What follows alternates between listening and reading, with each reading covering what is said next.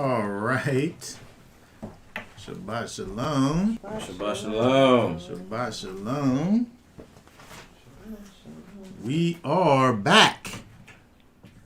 Continuing with our look at the triennial Torah portion. This week, we are continuing our look at the book of Deuteronomy. We'll be looking at Deuteronomy chapter 14 and 15. Deuteronomy 14 and 15. This week's Torah portion is going to be called You Are the Sons. You are the sons. Okay, so we're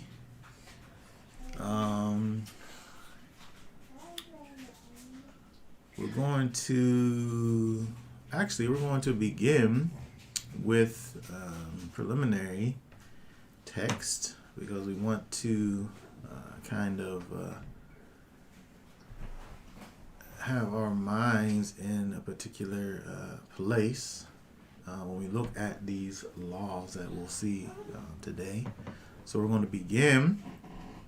Before we look at the Torah portion, I want to go over to the so-called New Testament and read something from there in preparation. Let me go ahead and pull that up for us over here.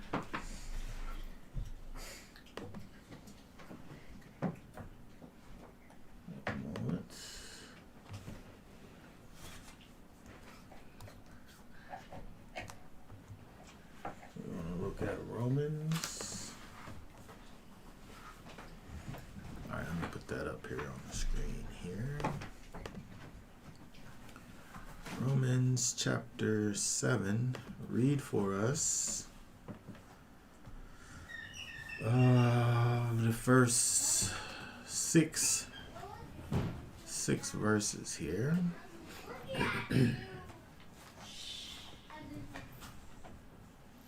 For 6 verses. It's on the screen so I can read it. Yeah. Okay. Alright, it says, Or do you not know, brothers, for I speak to those knowing the Torah, that the Torah rules over a man as long as he lives? For the married woman has been bound by Torah to the living husband. But if the husband dies, she is released from the Torah concerning her husband. So then, while her husband lives, she shall be called an adulteress if she becomes another man's. But if her husband dies, she is free from that part of the Torah, so that she is not an adulteress, having become another man's. So, my brothers, you also were put to death to the Torah through the body of Messiah, for you to become another's, the one who was raised from the dead, that we should bear fruit to Elohim. For when we were in the flesh, the passions of sin through the Torah were working in our members to bear fruit to death. But now we have been released from the Torah, having died to what we were held by, so that we should serve in newness of spirit and not in oldness of letter. Okay, very good. So what we want to concentrate on here is what we see over here in verse 6. That we should serve in newness of the spirit and not in oldness of the letter. But to kind of understand what we're talking about over here, we have to deal with the context of what's being said over here. So first of all, when we look at this, many people look at this, these verses and talk about the fact that people, once you get married, you can't be divorced and then remarry it again. because if you do, you'll become an adulteress, right? What it says right over here in verse 3, until as it says, your husband dies. And so, many people, come up with these various doctrines and things, but I think the first thing that we have to understand when we look at Romans chapter 7, first of all, is that Paul, the author of this book and chapter and these verses over here, he says, I speak to those knowing the Torah. And so the people who he's talking to is people that know the Torah. And so the understanding that he is requiring for these people who know the Torah, who he's speaking to in the first place, he is calling for these people to reach back into their minds and reach over into their understanding to know and be able to decipher what it is that he's talking about based on their knowledge, based on their knowledge of the Torah. And so, there's a few things that we have to understand. First of all, you can only understand what he's saying in these verses over here if you know the Torah. If you don't know the Torah, then you can't know what he's talking about. Right? Because he's only speaking to people who know the Torah. As if to say, if you don't know the Torah, then I'm not talking to you, first of all. But if you so happen to hear what I'm saying, you won't be able to understand it because I'm talking to those who are able to understand things from a Torah perspective. And so another thing that we have to understand is that Paul can't be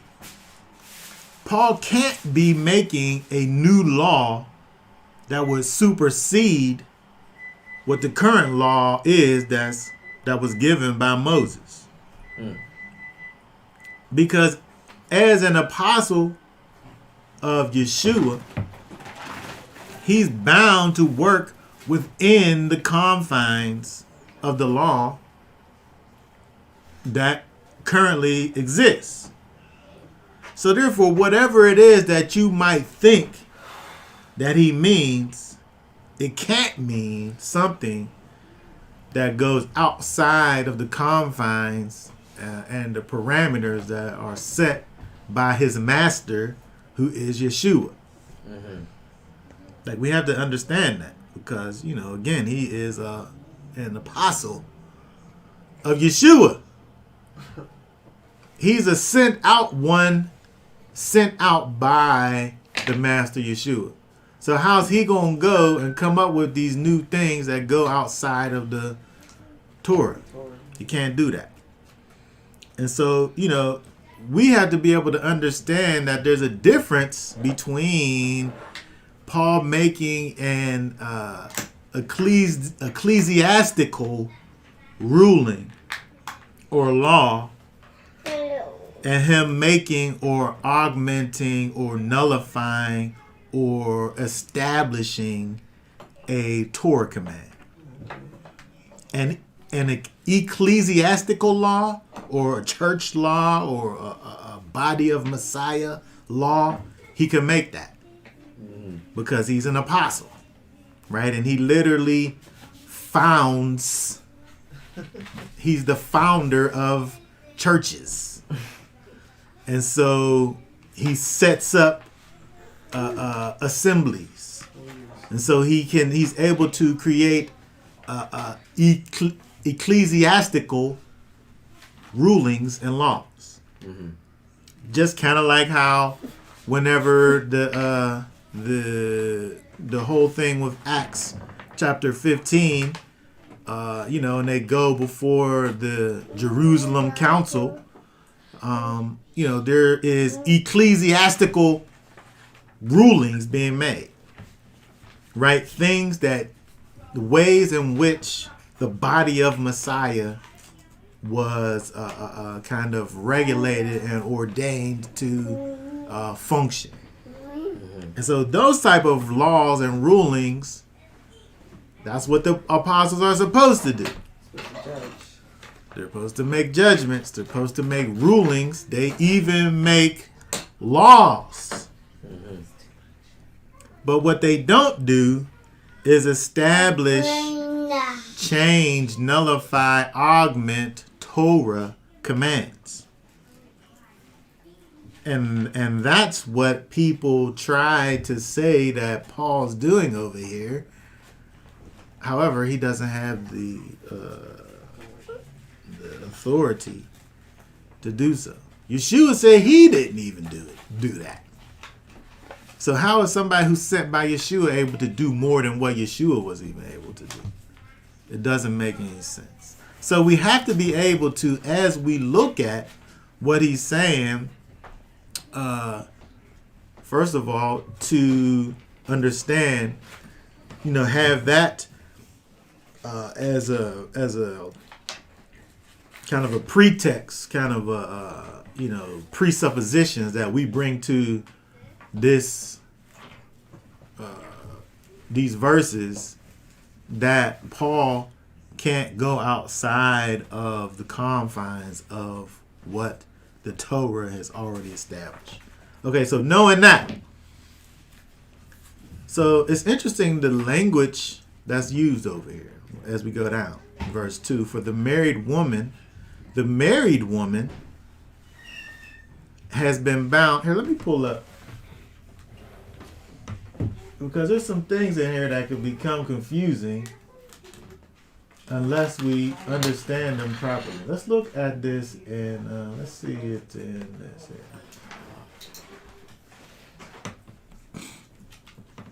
Because this word here,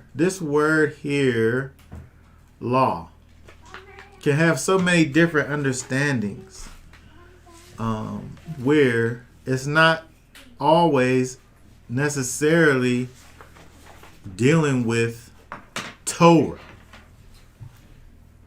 For instance, he says, I speak to them that know the law.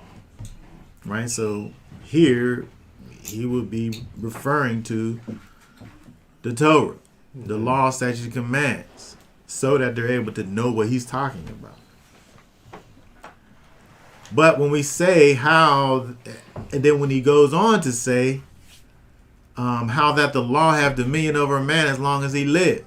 Well, this word over here, the way that he's using the word over here, really causes us to think about the idea of the fullness of the law in regards to the covenant. As long as a person is connected to or under the in the agreement of the covenant, it has dominion over him. But if you're outside of the covenant, then it don't have dominion over you anymore. If you're outside of it. And so a woman which had the husband is bound by the covenant that she made to her husband as long as he lives and is her husband. And if her husband be dead, in other words, she becomes a widow, then she's loosed from the covenant of her husband. So then if while the person that she's married to, her husband lives, and then she tries to marry somebody else while she's already married to somebody else, then she becomes an adulteress. Just take facts. You can't be married it's talking about the woman here, can't be married to two men at the same time.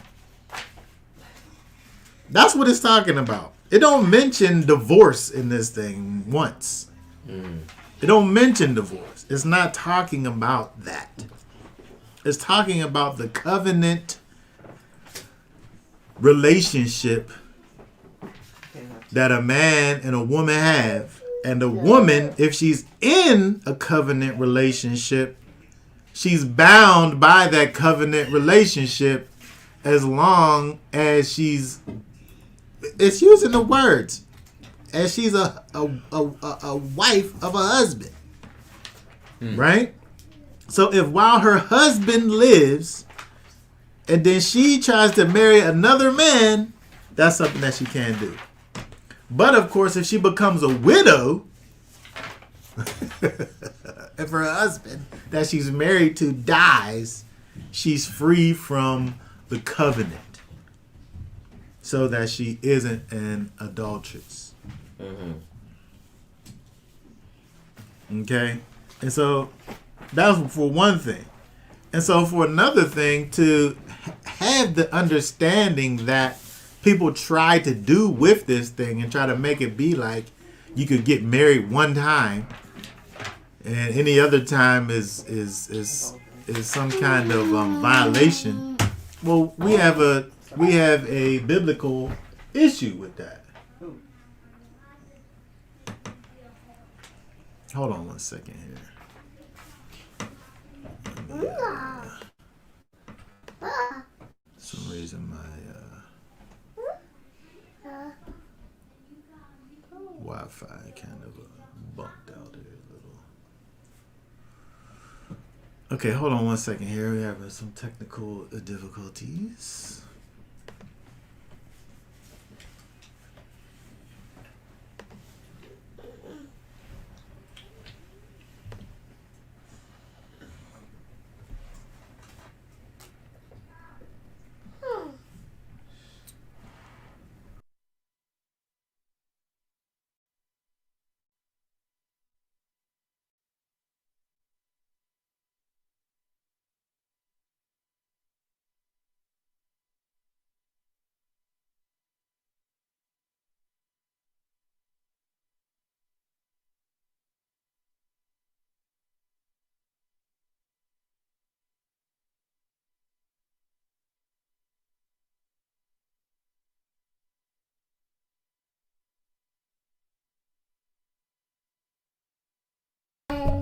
Okay, so, all right, so what we want to do over here, we're leading up to a point that we're getting at. We want to go through the fact that we see over here this word law being used.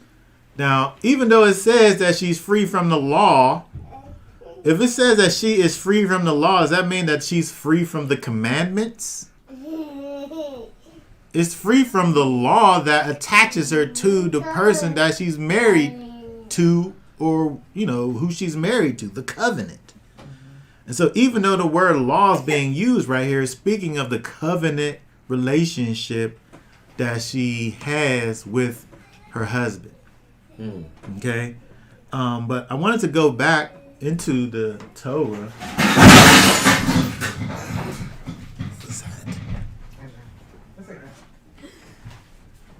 I want to go back over here as all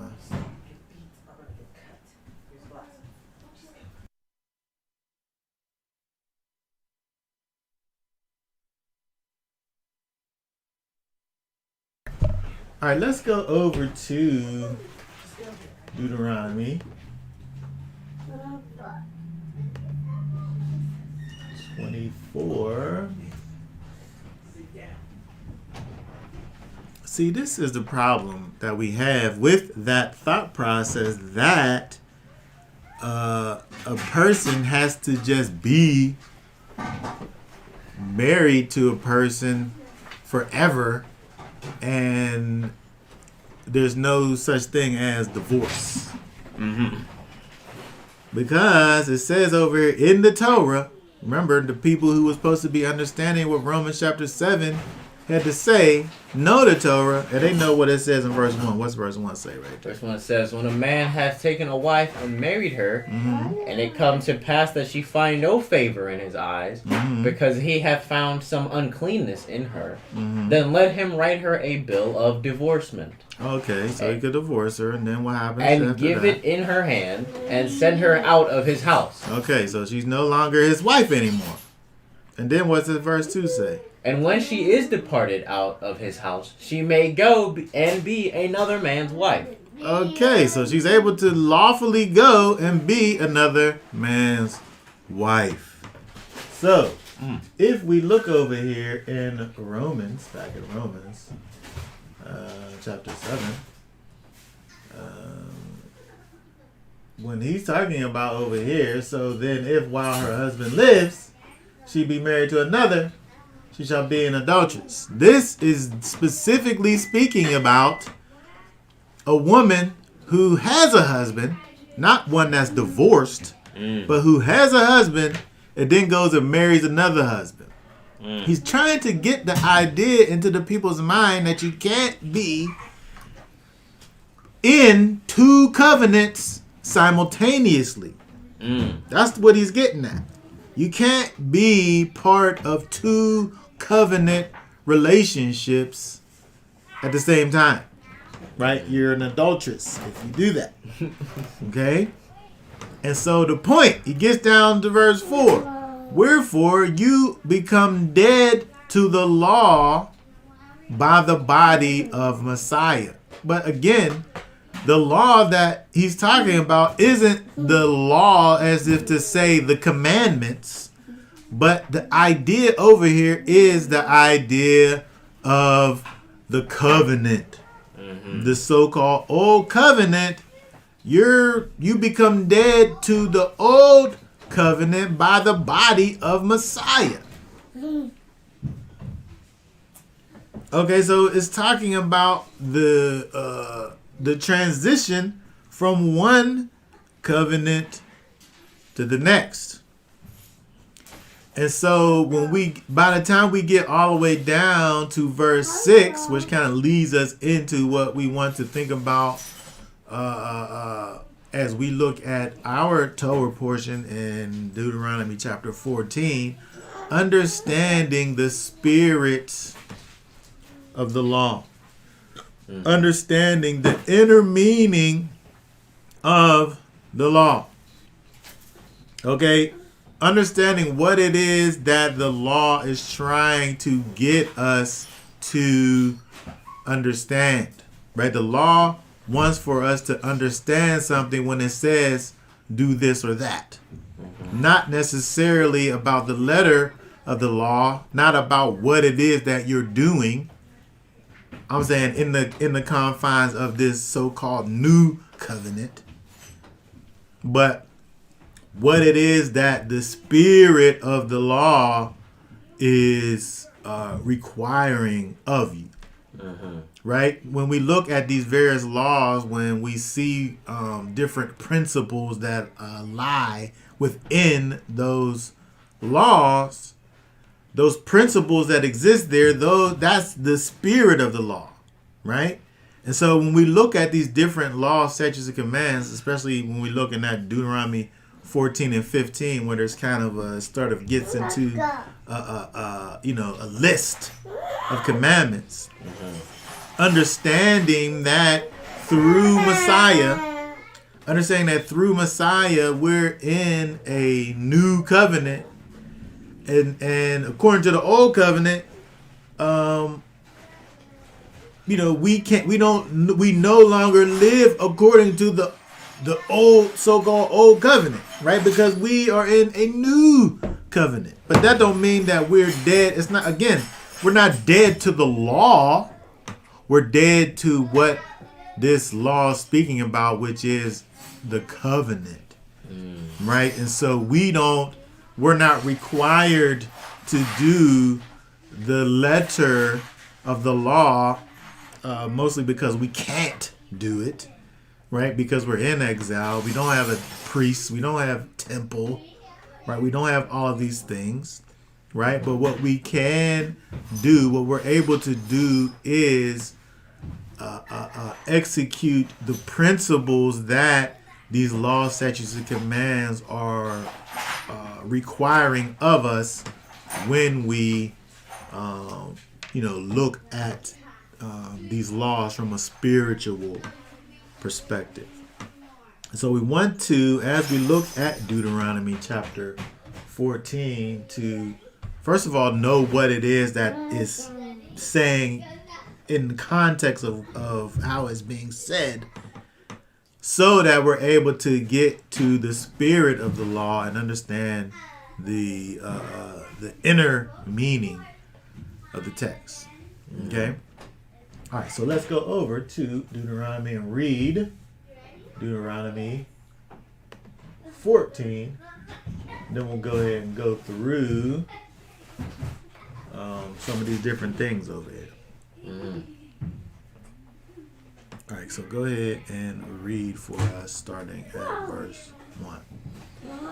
And it says, Ye are the children of Yahweh your Elohim. Ye shall not cut yourselves, nor make any baldness between your eyes for the dead. For thou art an holy people unto Yahweh thy Elohim. And Yahweh hath chosen thee to be a peculiar people unto himself above all the nations that are upon the earth. Thou shalt not eat any Here, you know what? Let's just do this a little bit at a time. Let's stop right there for now. Okay. And just deal with this first part over here, these first two verses. With this, you shall not cut yourselves, nor make baldness between your eyes for the dead. Okay, now when we look at these verses over here,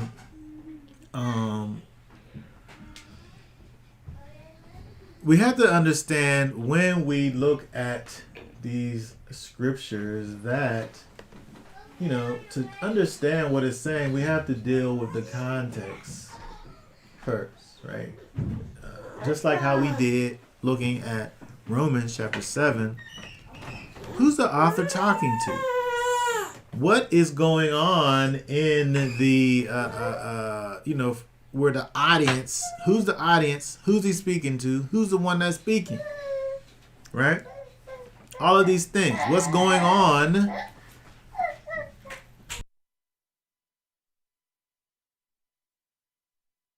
We have to understand everything that's going on. So, again, these people lived in a place where they were surrounded by, these various nations who did a lot of strange things. Mm-hmm. Right? And so these nations over here, they did things like whenever they mourned, when someone died,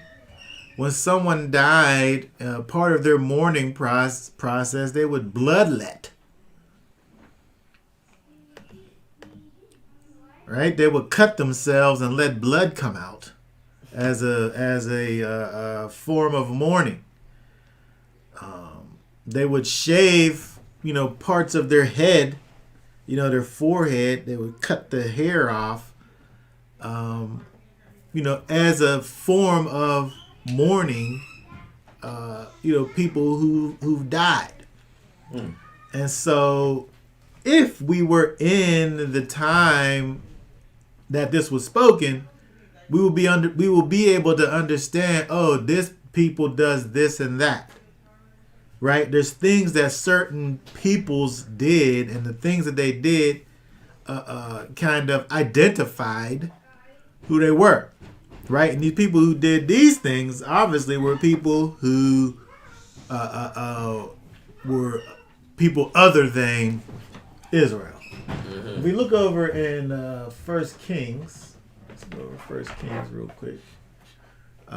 Chapter 18. 1 Kings 18. Read our verses 28 let's let's just read up a couple verses.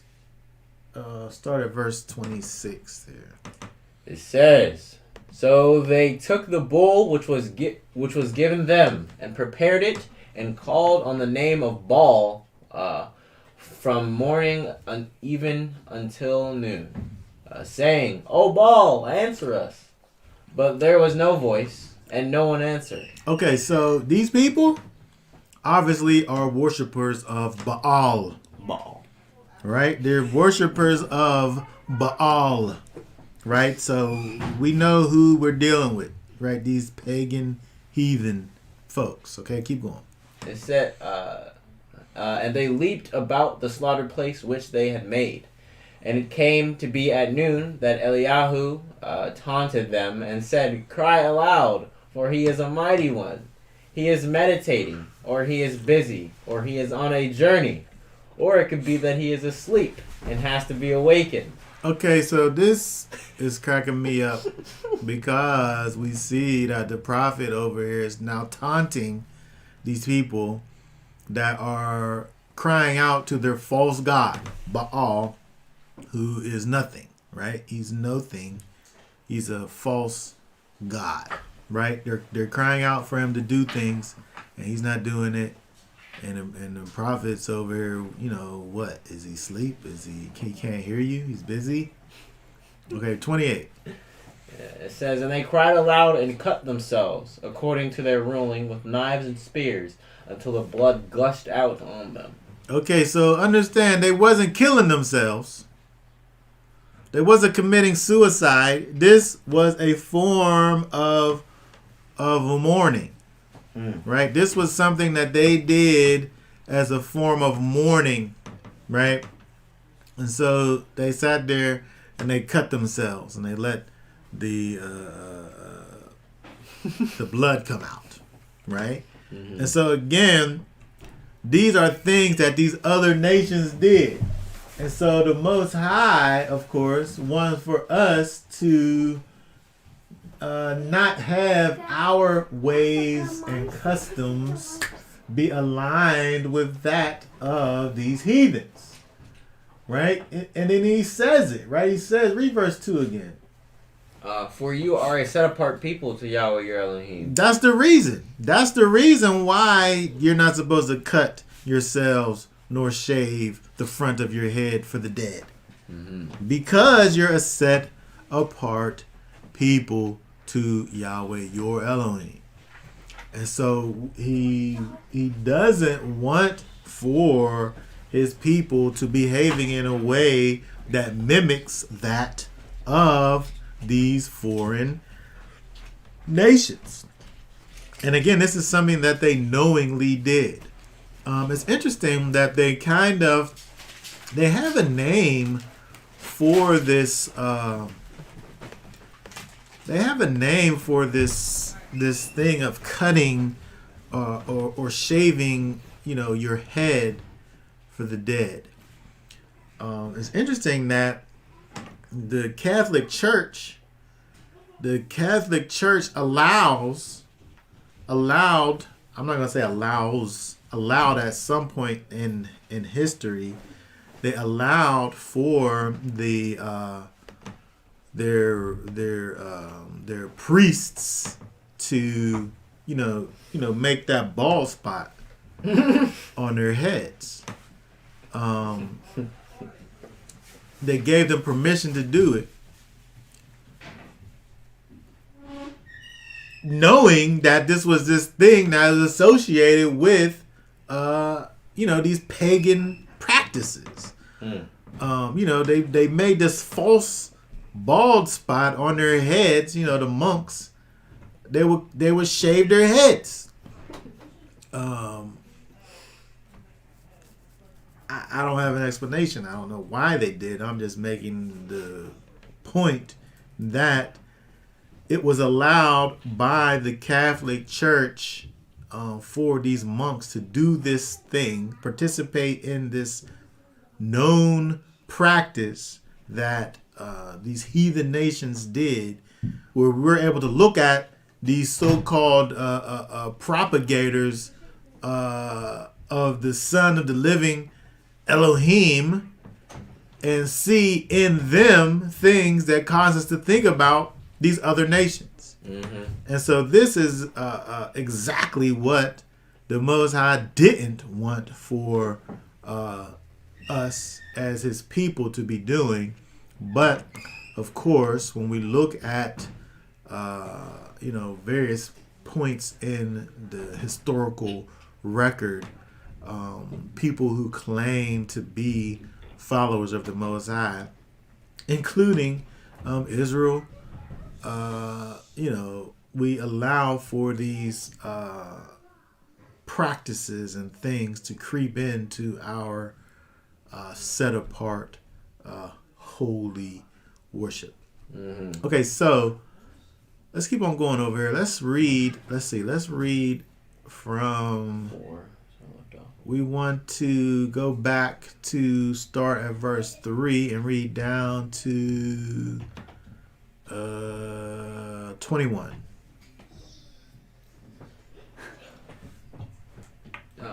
Do not eat whatever is abominable. Here, let's just stop right there, actually. Let's deal with verse 3 and this thing that he's saying, do not eat whatever is abominable. Some versions say detestable, right?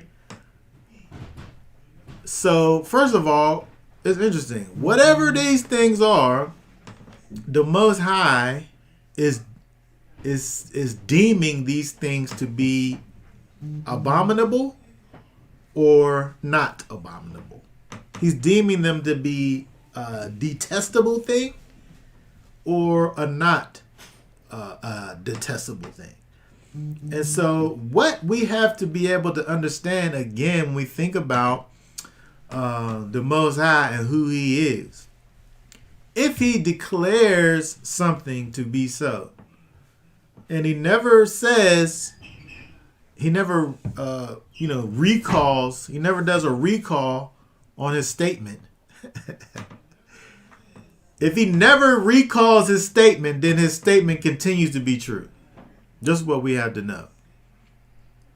In order for something that he said to go from being abominable, whatever that means, we'll look at what it means. But in order for something to go from being abominable to not being abominable, he has to have recalled his statement.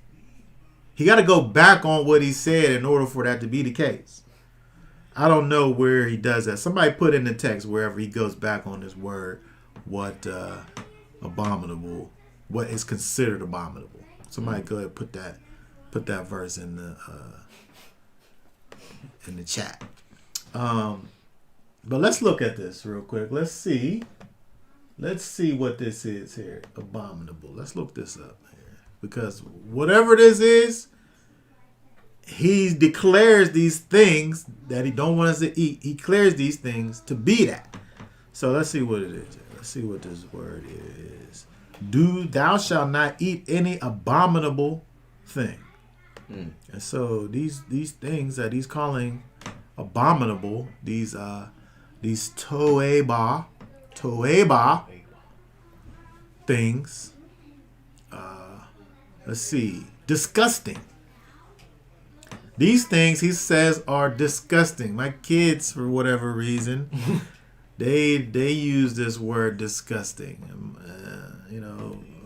Usually, I'm not gonna say usually, but of course, my wife doesn't want for them to talk about her food as being disgusting.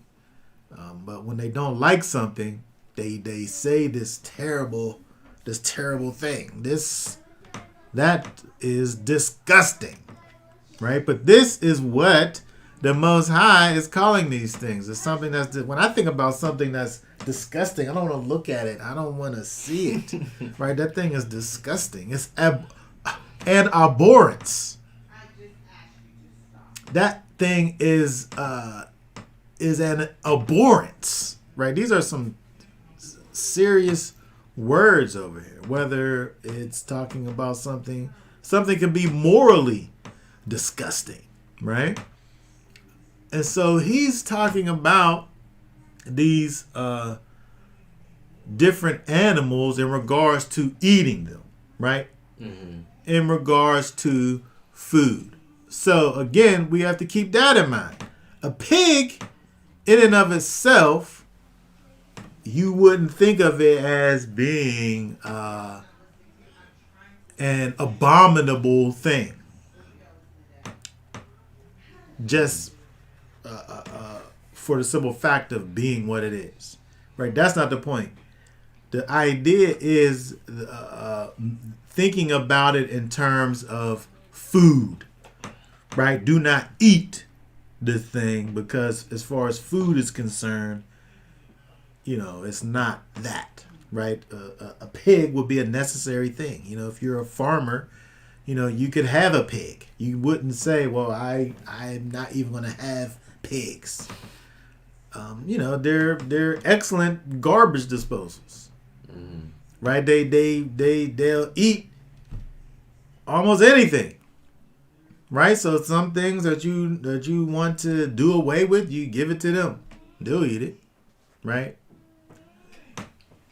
There's a purpose for them, but their purpose is not food, right? And so, okay, so keep on going. Verse 4 says, these are the living creatures which you do eat. Ox, sheep, and goat, deer, and gazelle, and roebuck. Well, that's kind of in the deer family. All right, go ahead. And wild goat, and mountain goat, and antelope, and mountain sheep. And every beast that has a split hoof divided into, chewing the cud among the beasts you do eat. But of those chewing the cud, or those having a split hoof completely divided, you do not eat, such as these: the camel, and the hare, and the rabbit.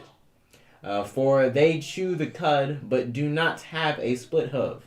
They are unclean to you. Okay, so again, we have a list over here, right? We have a list.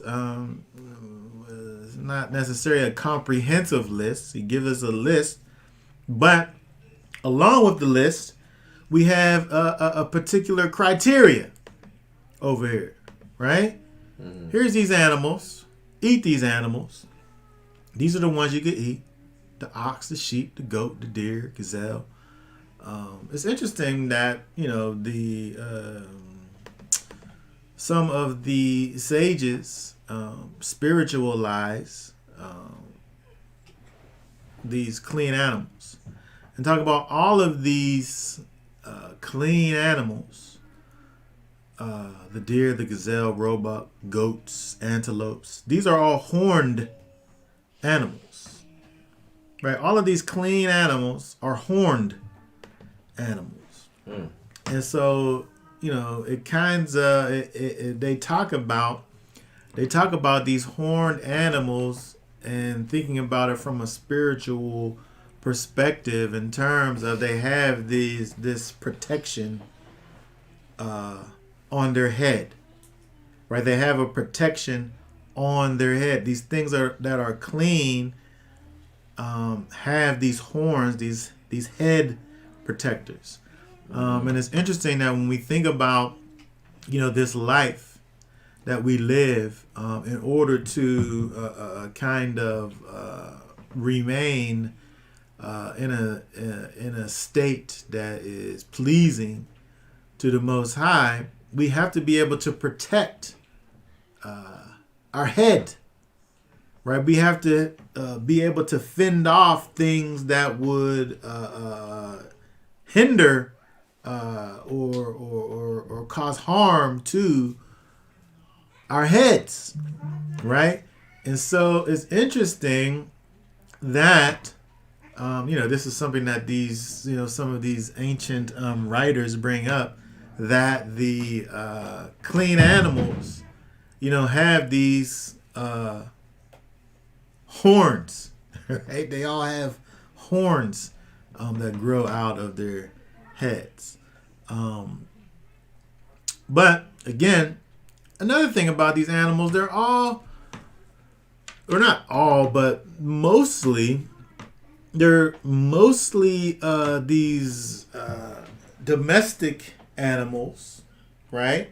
They're these domestic animals that, they're not these things that go out and ravage other animals, right? If you were to take a sheep, for instance, and slaughter this thing,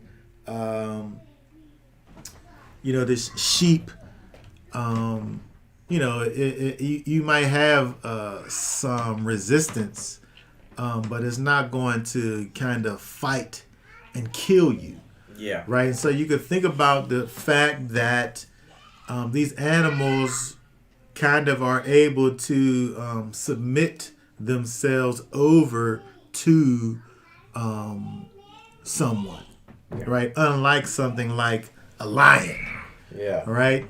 Which if you try to take a lion, right, it's going to probably try to take you first, right? And so it's interesting that there lies within some of these clean animals this thing that kind of points us to humility and submission, right? And so again, verse 5, we have this list. And again, since it's not a comprehensive list, we have this criteria, right? That we're able to look for things that have a split hoof, divided in two, and chewing the cud. And so when we think about the idea of chewing the cud, chewing the cud is a way in which these animals digest their food, right? It's a way that they digested their food, and so that is a criteria in proclaiming whether or not these animals can be eaten or not. And so again, thinking about this kind of from a spiritual thought process, the things that we take in, right? The things that we take in, we have to be able to kind of discern and decipher these things that we take in to ourselves, and determine whether or not these things are going to be able to be good for us or not, right? And so they have to be kind of thoroughly taken in, right? Because that's what happens when this whole idea of this chewing the cud, these animals, they have these various parts in the digestive process, right? Kind of how as humans, we have, you chew it up, you swallow it, and then it goes into your insides, and then it's the various acids that you have kind of break it down, and then you have the different intestines and things going on. But with these animals, it's not necessarily that, but they still have there's layers to the digestive process, as opposed to what we see with, for instance, like a pig, where the thing that it eats, it goes all throughout its body, right? It here, read as it starts to talk about these different unclean, verse 8 right there. It says, "And the pig is unclean for you, because it has a split hoof, but does not chew the cud. You do not eat their flesh or touch their dead carcasses." Okay, good. So we see that the pig, it has a split hoof, right? Which is one of the criteria. But you can't just have the one criteria. You got to have the split hoof, and it got to chew the cud. So the pig has a split hoof, but it doesn't have that elaborate digestive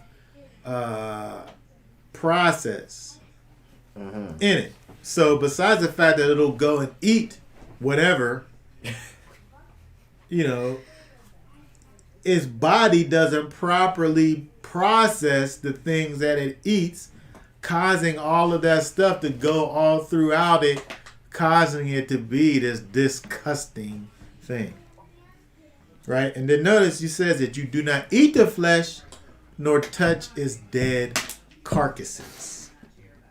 Okay? So you're not supposed to mess with the dead one, and you're not supposed to eat it. Its flesh is not food. Okay? And so it goes into over here some more things that we look at in terms of things that we determine to be food and things that are not. So keep on reading there, verse 9. It says, then you do eat these you do eat of all that are in the waters. All that have fins and scales you do eat. And whatever does not have fins and scales you do not eat. It is unclean for you. Okay, very good. So, I just learned this. Every fish, most fish have fins. Right? Most fish have fins. But all fish don't have scales. But all fish that have scales have fins. Interestingly enough. So if a fish has scales on it, there's going to be fins there. But if it got fins, it don't necessarily have scales. So but what we need to be able to eat the thing, right, is both of these things, right? And so again, over here now, we don't have a list, but we have this criteria, right? It got fins and scales, right? And so we have an easy way to be able to look and know, what things, again, not that we just don't eat, but again, he says all the way up here in verse 3, it's not that we just have a preference not to eat it. It says, do not eat whatever is abominable. And so these things that are outside of the confines of what is good and food, those things he's calling abominable in regards to being able to be called food or not. So again, it's not just a preference. And so, you talk to these people. I tell people, I don't eat pepperoni. Right? I don't eat pepperoni because it's pork. Right? So if I'm hanging out with somebody who, they want to order pizza, okay, fine, I'll get pepperoni just on half. Right? And the other half you can have, just plain. Right? But they don't understand that they're allowing for that detestable pepperoni juice to slide over and get onto my clean side of the pizza. It defiles the whole thing. Yeah. Right? And so people, who aren't connected with the people, sometimes don't understand the level of separation that the scripture is asking. Right? Again, these things, according to the Torah, are abominable things.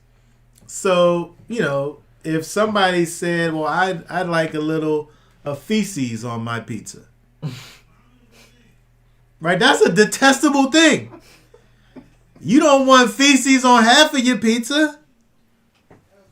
It's just, it's something that I wouldn't put on a pizza. It's not something you'd even think about.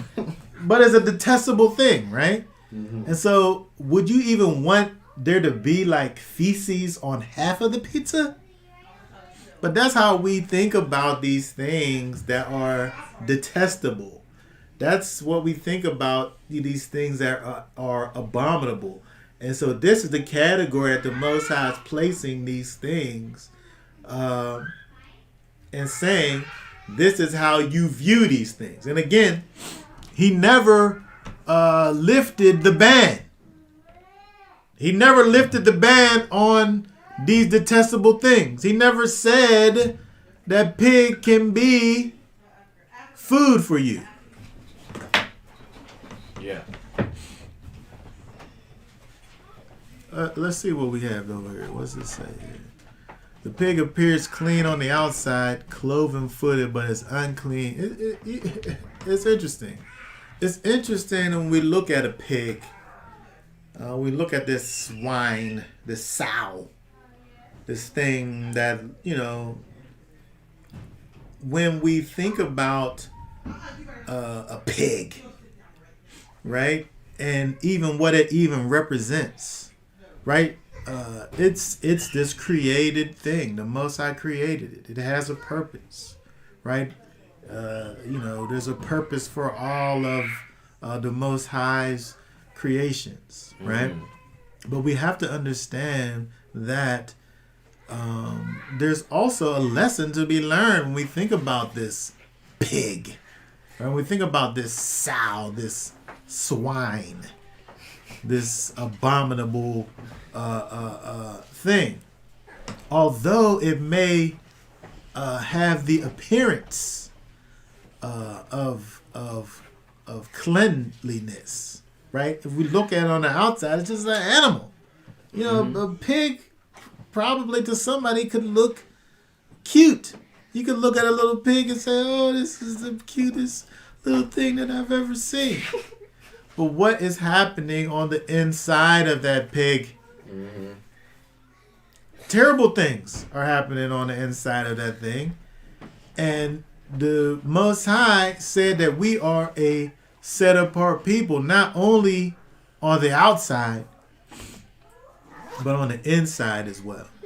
Right? So it's not only about what we're able to see that's going on, but it also is about what we're not able to see.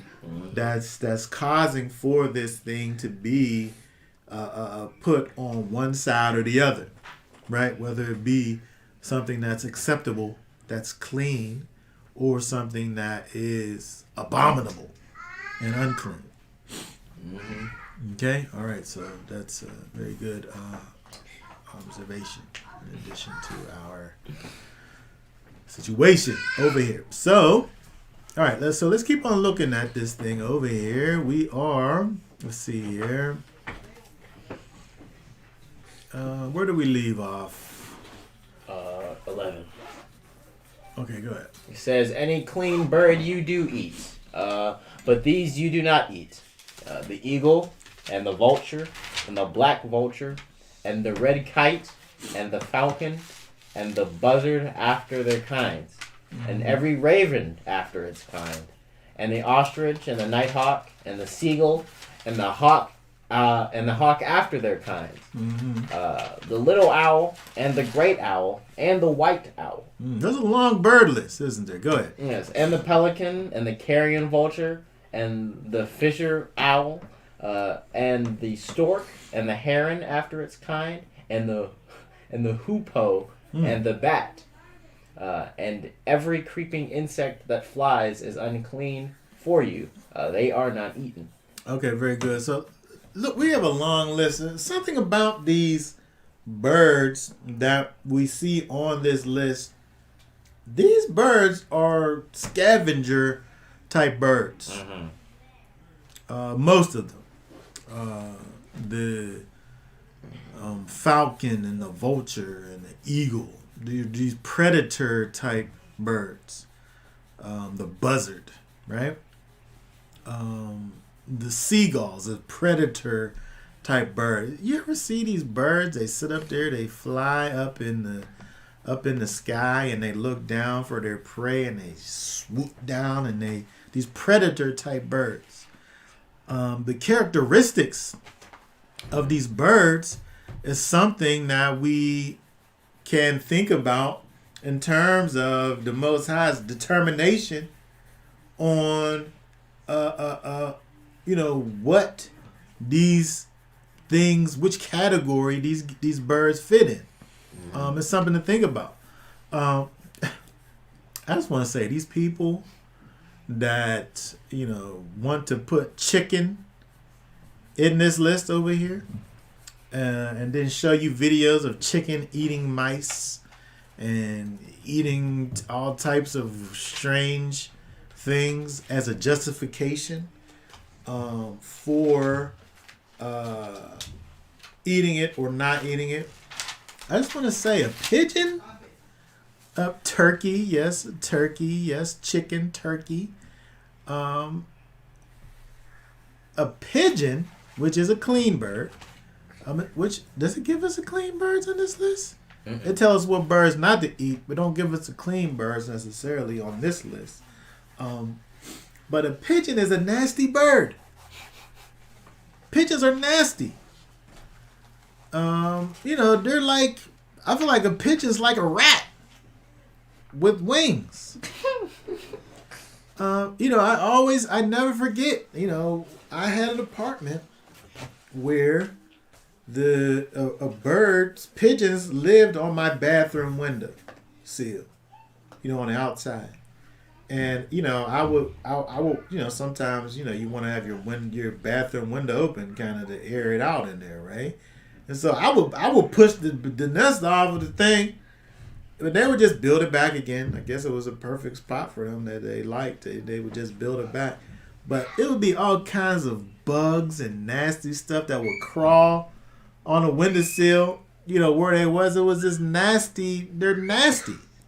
They'll eat anything.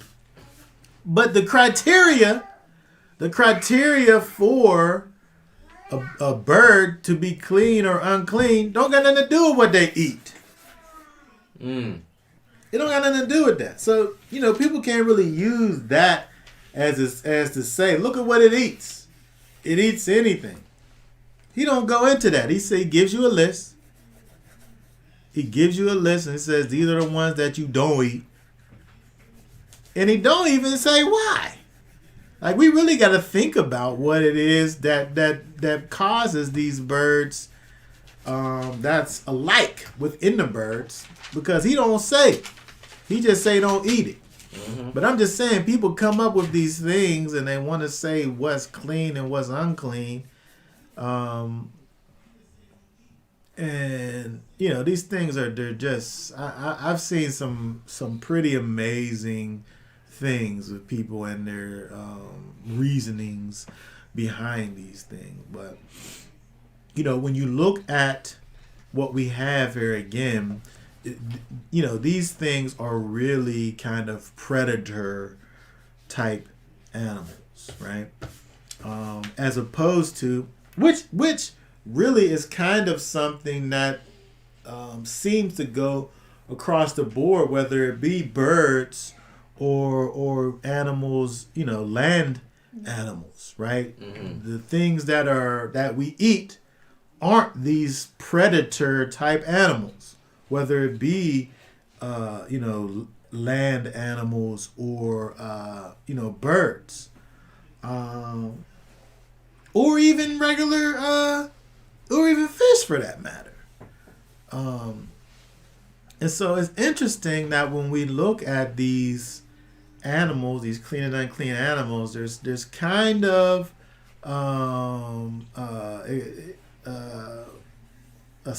similarity between the characteristics that these birds have and that these animals have, the clean ones that is. Well, the unclean ones, I should say. And, one of the things that these things really are, these predator type or scavenger type animals. Mm-hmm. And let's see, 21, read verse 21. 21 says, do not eat whatever dies of itself. Give it to the stranger who is within your gates to eat it, or sell it to a foreigner. For you are a set-apart people to Yahweh, your Elohim. Do not cook a young goat in its mother's milk.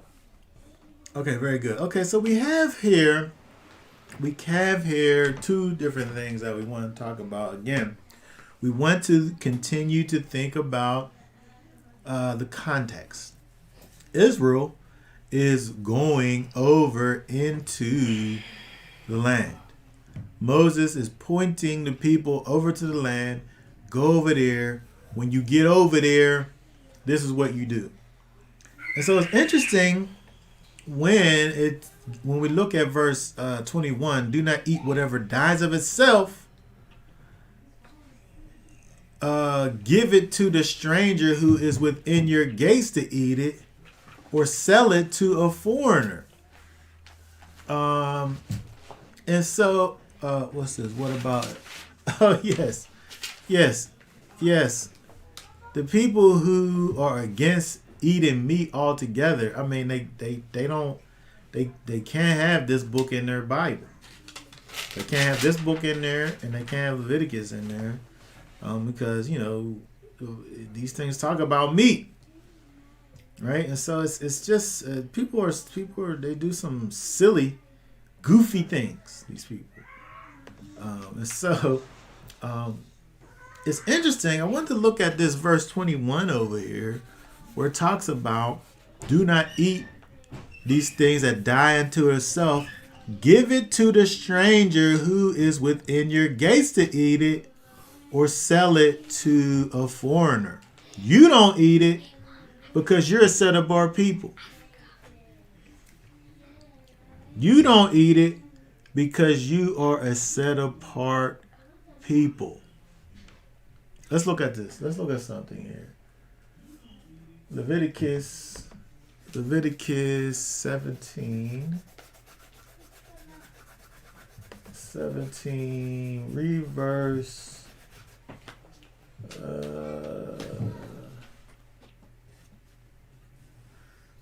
15. And any being who eats a carcass of what was torn by a beast, be he a native or a stranger, he shall wash his garments and bathe in water, and shall be unclean until evening. Then he shall be clean. Okay, so it's interesting that any being who eats a carcass or what is torn by a beast, right? It's saying over here, if a native eats it or a stranger eats it, he becomes unclean. And so this is happening in Leviticus over here in 17:15. Let's also consider Leviticus 24. Leviticus 24 and 22. Hold on, Leviticus 24. Yes, and 22. You are to have one right ruling for the stranger and for the native, for I am Yahweh your Elohim. One law for the stranger and for the native. And so it's interesting that when we see the law being given to Israel in the wilderness, he says, if there's this meat, this thing that's torn from an animal, or as it says, something that dies of itself. Mm-hmm. It don't matter if you're homeborn or a stranger. It's going to cause you to be unclean. And then you're going to have to deal with that thing that happened. Mm-hmm. But over in Deuteronomy, it says, don't eat it, but you could sell it to a stranger who's in your town or a foreigner. Mm. And so, again, we have to understand that context is everything. Mm. When Israel's going through the nation, when Israel's going, through the wilderness, it's Israel and the people who's moving with Israel. Mm-hmm. They're not really necessarily dealing with these other nations. Everybody that's with them is doing the things that they are doing.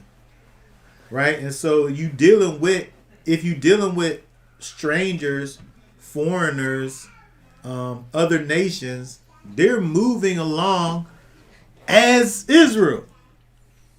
And so therefore, as it reads, all of those people, there's one law for the stranger and for the native. But now going into the land, Israel's going to be spread out across the land.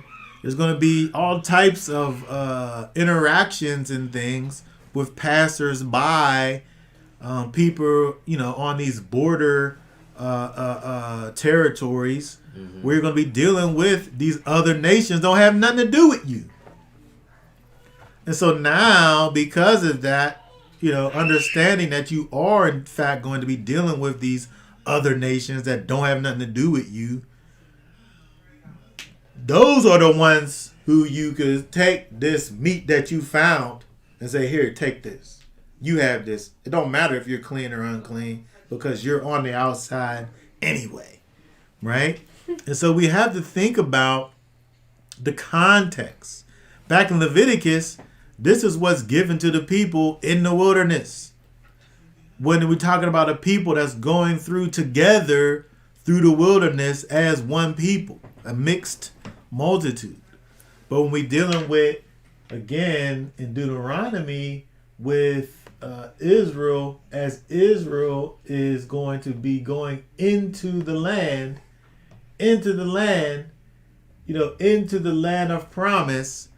Now there's going to be the possibility of you having more interaction with these outside people. That's why, again, we have so many laws about don't sit up here and be like these other people. Mm-hmm. Because there's going to be these other people who are going to be around. You don't eat these things. But you could give it to somebody who does eat it. Give it to the stranger. Right? Give it to sell it to the foreigner. But you are a set apart people. So, somebody might sit up there and say, well, one Leviticus over there, it said that, it talks about the stranger being unclean if you eat it. Why would somebody sit up there and purposely make somebody else be unclean? Well, again, that's what we're dealing with when we think about looking at these verses and things in the context. A stranger, a foreigner, people that are within the confines of the nation, if they've attached themselves to the nation, then for them there's going to be one law for the native and the homeborn. But when you're dealing with people that are just passing by, with somebody who's just kind of he could be just moving along, you give him a lodging for a time, but he don't necessarily deal with your he's not part of the covenant, right? He's just a stranger, right? He can have it, sell it, make some money off it. But you don't eat it, right? And so again, we just have to be able to look at the context upon which these things are said and understand that these are not things that the Most High is not going against himself, but we have to understand, the time that he's given, these various commands. Mm-hmm. Okay, let's see what we have over here in these comments over here.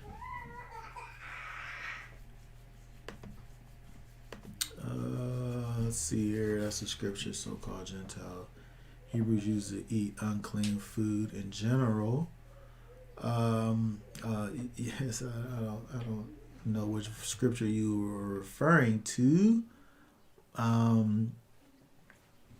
But anybody trying to, purposefully eat something that is unclean, is just this detestable thing. I don't want a detestable thing, right? Give me something that's testable, not detestable. I don't know if testicles are a word. If you are eating clean naturally, but enjoy eating unclean spiritually, you are considered clean or unclean in the eyes of the Most High. Oh, question mark? Are you? Oh, are you? If you are eating clean naturally, but enjoy eating unclean spiritually, are you considered clean or unclean? Oh, well, I would say yes. I would say that, again, we have to be able to understand the spiritual component of these things, right? We can't be like the pig who has an appearance of cleanliness, but inside he's filthy. Or like Yeshua talked about the Pharisees, right?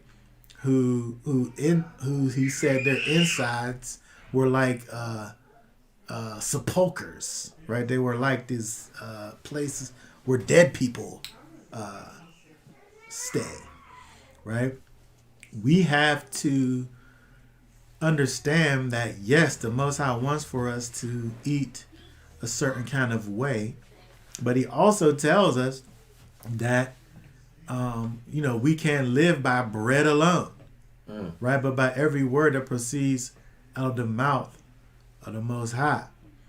And so we can't be out here filling ourselves with this so-called spiritual junk food. There's a whole lot of people out here that got these quote unquote spiritual vending machines out here where there ain't nothing in them but hot Cheetos and Doritos, but spiritual ones, right? These things that are not edifying, these things that are just whipped together to kind of kind of a snack on, right? But what I need is something that came out of the crock pot. I don't want no hamburger helper.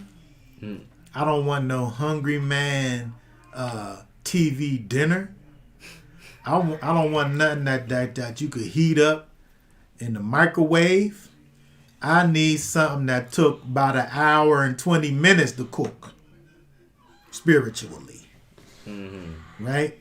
I need something that stews and just sits there and simmers. Right?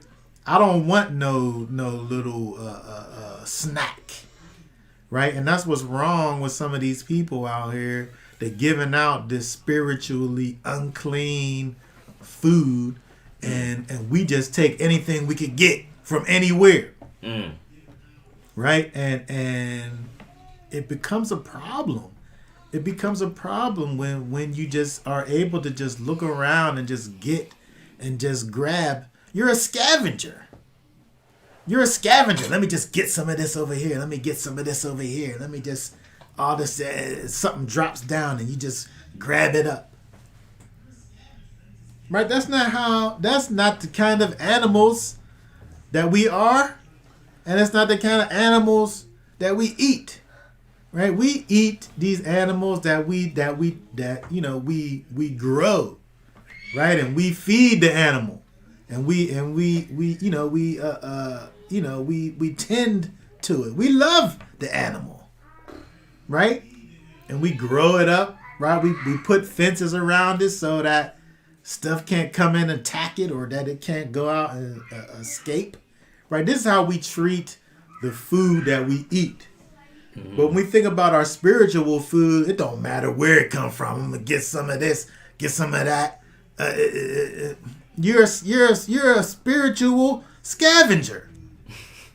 But yet the Most High is saying that we don't eat these scavenger animals, but we gonna be scavengers from a spiritual perspective.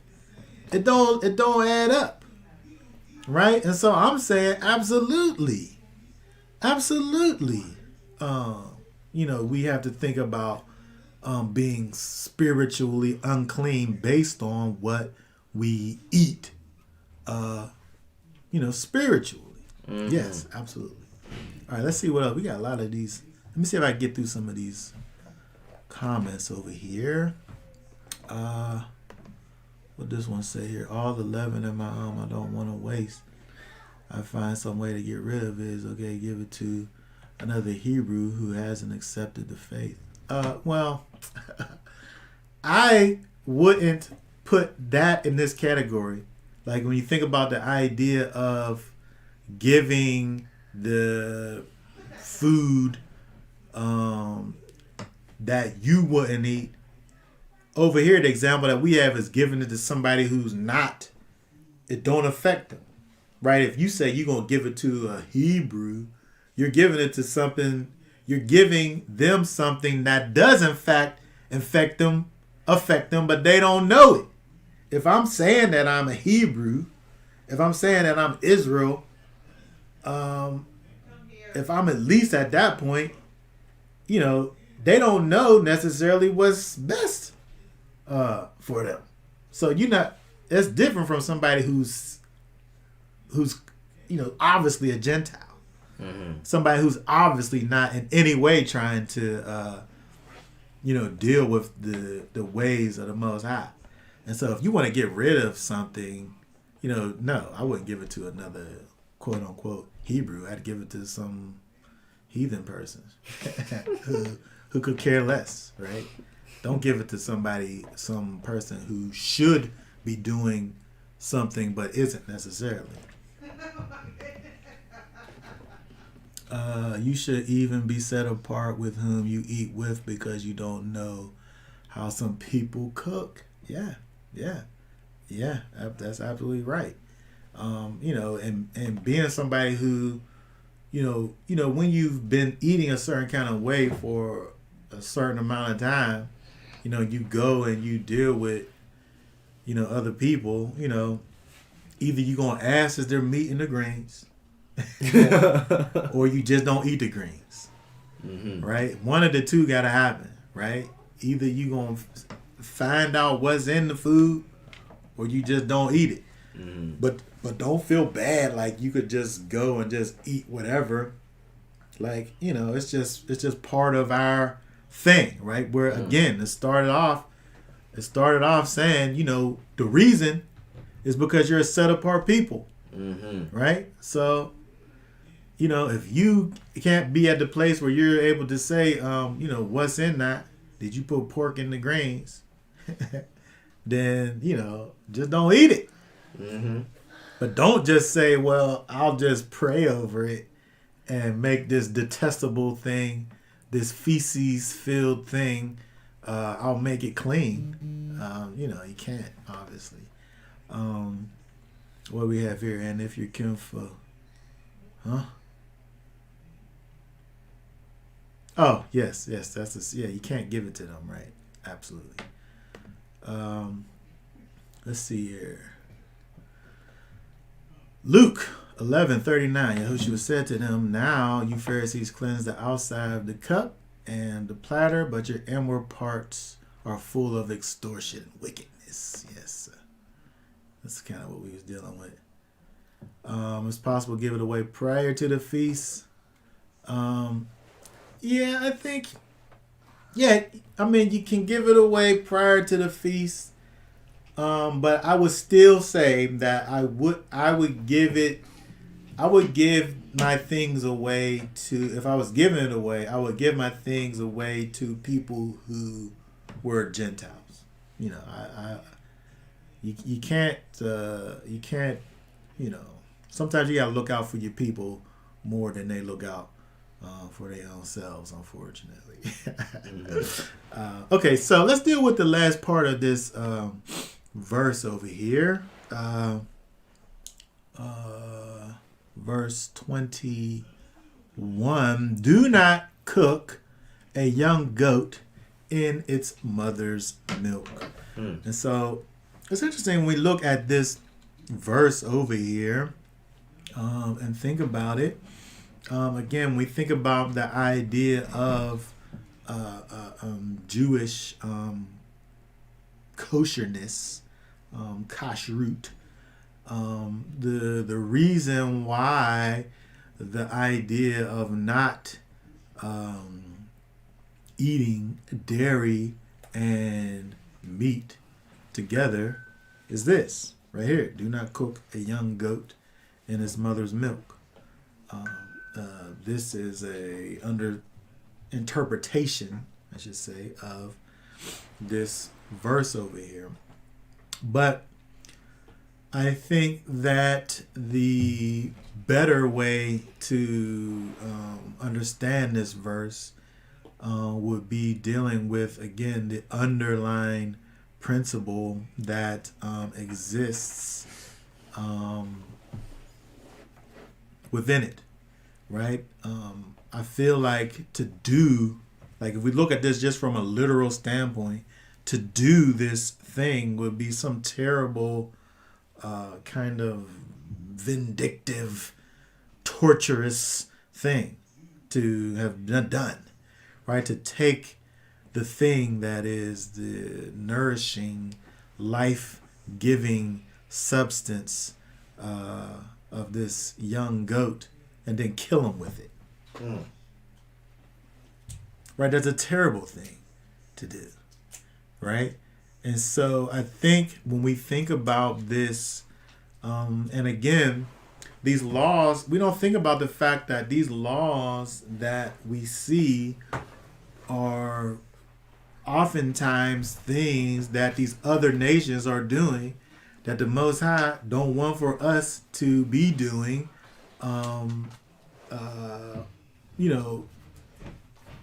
because he don't want us to emulate these foreign nations, right? And yes, absolutely, this verse definitely deals with compassion, right? Again, when we think about the underlying principles within the Torah, the idea, again, of cooking a young goat in his mother's milk is totally void of compassion, right? It's probably the most terriblest thing that you could probably do, right? Because it's not even about, cooking this thing, but it's the way in which you're doing it. So when you think about it from just a literal standpoint, kind of the underlying things that exist on the inside of this thing is in fact this thing that is, again, totally void of compassion. But yes, on the other side of that is the fact that you have this pagan component that is also incorporated in this, right? And so these things are multifaceted, right? And so when we think about the Most High and the way in which He, the laws that He's given to these people, the main thing that He wants for His people to understand is that we are in fact a set apart nation, and we cannot be involved in these things that these other nations are doing, right? Let's see here. Was a pagan ritual practice of the Canaanites boiling goats in mother's milk. Yes. And so again, not only when we think about the fact that this is, was this pagan practice, right?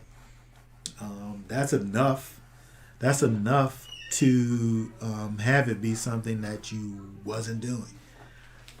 The Most High saying it is enough for you not to be doing it. But then when we look at why He would be saying it, this thing being connected with these other pagan practices, and beyond that, understanding that when we do the law, statutes, and commands of the Most High, it causes us to manifest the character of Most High.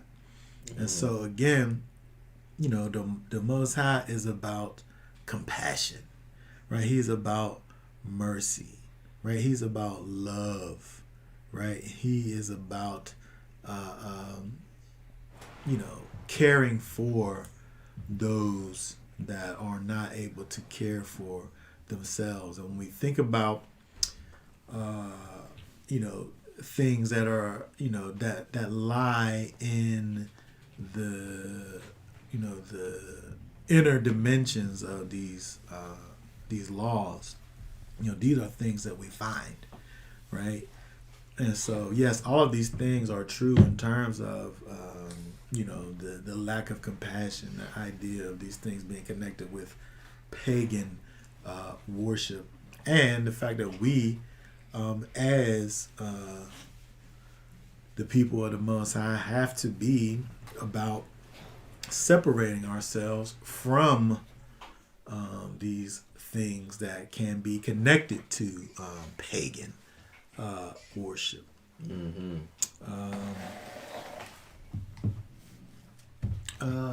Look at Leviticus 19. Hold on a second here. 19 and 18.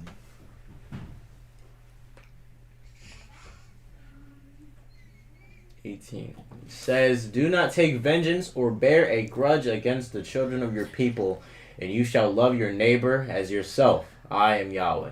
Okay, very good. So again, thinking about kind of the principles that exist inside of the keeping of these commands, right? Again, if I was to take, like, knowingly, right, it's one thing, to say that, the recipe calls for this or that, but to specifically take the thing that is used for this specific animal, to specifically take this thing that is used for the nourishment and growth of this specific animal and turn that thing around and turn it into the vehicle of death for this animal, right? It's a terrible even thought, right? And it would be something that I would do if I wanted to torture someone, right? If I wanted to take vengeance against somebody in the most wicked way, right? I would kill them in a way that was specific to them, and it just add more layers to the thing that I'm doing. Mm-hmm. Right? And so when we think about this idea of taking this baby goat and then getting its mother's milk and killing it with it, right? This is, and then putting that against this over here, thinking about the underlying principle behind the thing, right? It's one thing to justice is one thing, right? Justice is one thing. With vengeance, there's other things that are incorporated in vengeance, right? If I want to get revenge, right, on a person, I'm going to do probably the low down, dirtiest thing that I can do, to exact my vengeance upon someone, right? But the Torah principle, don't take vengeance or bear a grudge against the children of your people. And love your neighbor who is your people as yourself, right? And so there's a particular way that we are supposed to deal with one another, and compassion and mercy is actually what that looks like. Right? And so, we have to be able to understand that the Most High has given this, again, he's given us these laws, statutes, and commands so that we're able to manifest his character, right? And again, we see that when we look at his words. All right, so go ahead and start reading again for us at verse 22 and just go ahead and read down to the end of the chapter there. Okay, and it says, You shall tithe without fail all the yield of your grain that the field brings forth year by year. And you shall eat before Yahweh your Elohim in the place where he chooses to make his name dwell, the tithe of your grain and your new wine and your oil, and of the firstlings of your herds and your sheep, so that you learn to fear Yahweh your Elohim always. But when the way is too long for you, so that you are not able to bring the tithe, or when the place where Yahweh your Elohim chooses to put his name is too far from you, when Yahweh your Elohim is blessing you, then you shall give it in silver, and shall take the silver in your hand, and go to the place which Yahweh your Elohim chooses. And you shall use the silver for whatever your being desires, for cattle or sheep, for wine or strong drink, for whatever your being desires. And you shall eat there before Yahweh your Elohim, and you shall rejoice, you and your household. And do not forsake the Levite who is within your gates, for he has no part nor inheritance with you. At the end of every 3rd year, you bring out all the tithe of your increase of that year, and store it up within your gates.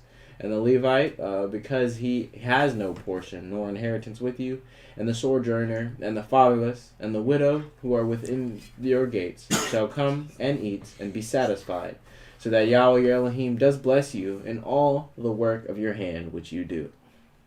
Okay, very good. So we see over here in these final verses of chapter 14, the tithe.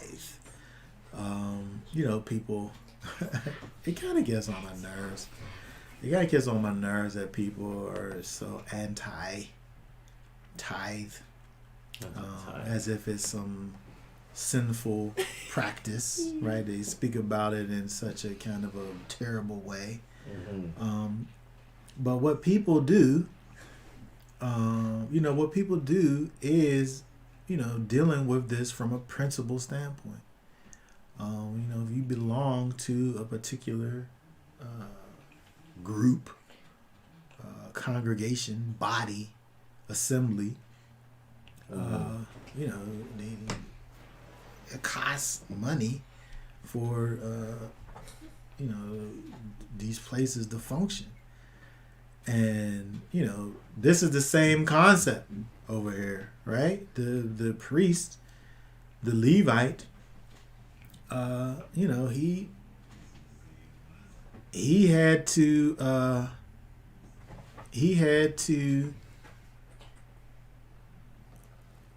function, and he didn't have, but he essentially was a renter. The Levite was. The Levitical cities were basically these apartments for rent, as part of the tribe's inheritance. So if a particular tribe, had a particular allotment given to him, the Levite was a quote unquote renter of his property, right? And so this is something that we have to understand that is built in to the Torah, where he was taken care of by the people, and again the context, if the place was too far, right, then you changed it into money so that you could get it over there to where it was supposed to be at. which was something that the problem that they wouldn't have had in the wilderness. Mm-hmm. Right? It's not a wilderness problem. It's a in the land problem, because in the wilderness the tabernacle was just right over there. Yep. Right? And so this is again dealing with what they would have going on in the land. And you hear people say, what's this person say right here? Money is needy, it's not evil. The love of money is evil. Misuse of money is evil. Money or tithes in general isn't. Yes, but the way people talk about it is interesting. I heard people try to say, tithe isn't money. It's food. Well, for the most part, the people wasn't dealing in money. They was dealing with food, right? And so their increase would be land or food or what have you. And so, if we look over here, let's see here. We look over here as it begins. You shall tithe without fail all the yield of your grain that the field brings forth year by year. Your increase. Would you increase? Right? And then also when you think about the fact that it's not only just thinking about the priest, but it's also thinking about the sojourner and the fatherless and the widow that's within thy gates. And so all of these things are that we are supposed to be taking into account of our increase, the increase of our land, the increase of our herd, our flocks. Well, since you don't got no herd or no flocks, what's your increase? You don't have no land or no corn or no wine or no oil. What is your increase? Right? We can think of so many reasons why we're not able to give to those that are needed. But this is part of the Torah that we should be thinking about. Mm-hmm. Because it's not only about the priests, who we don't have any priests. We don't have any Levites. But we do have fatherless. We do have widows. Mm-hmm. We do have those that aren't able to, do for themselves. Mm-hmm. And so it said at the end of every third year, you bring out all the tithe of your increase of that year and store it up.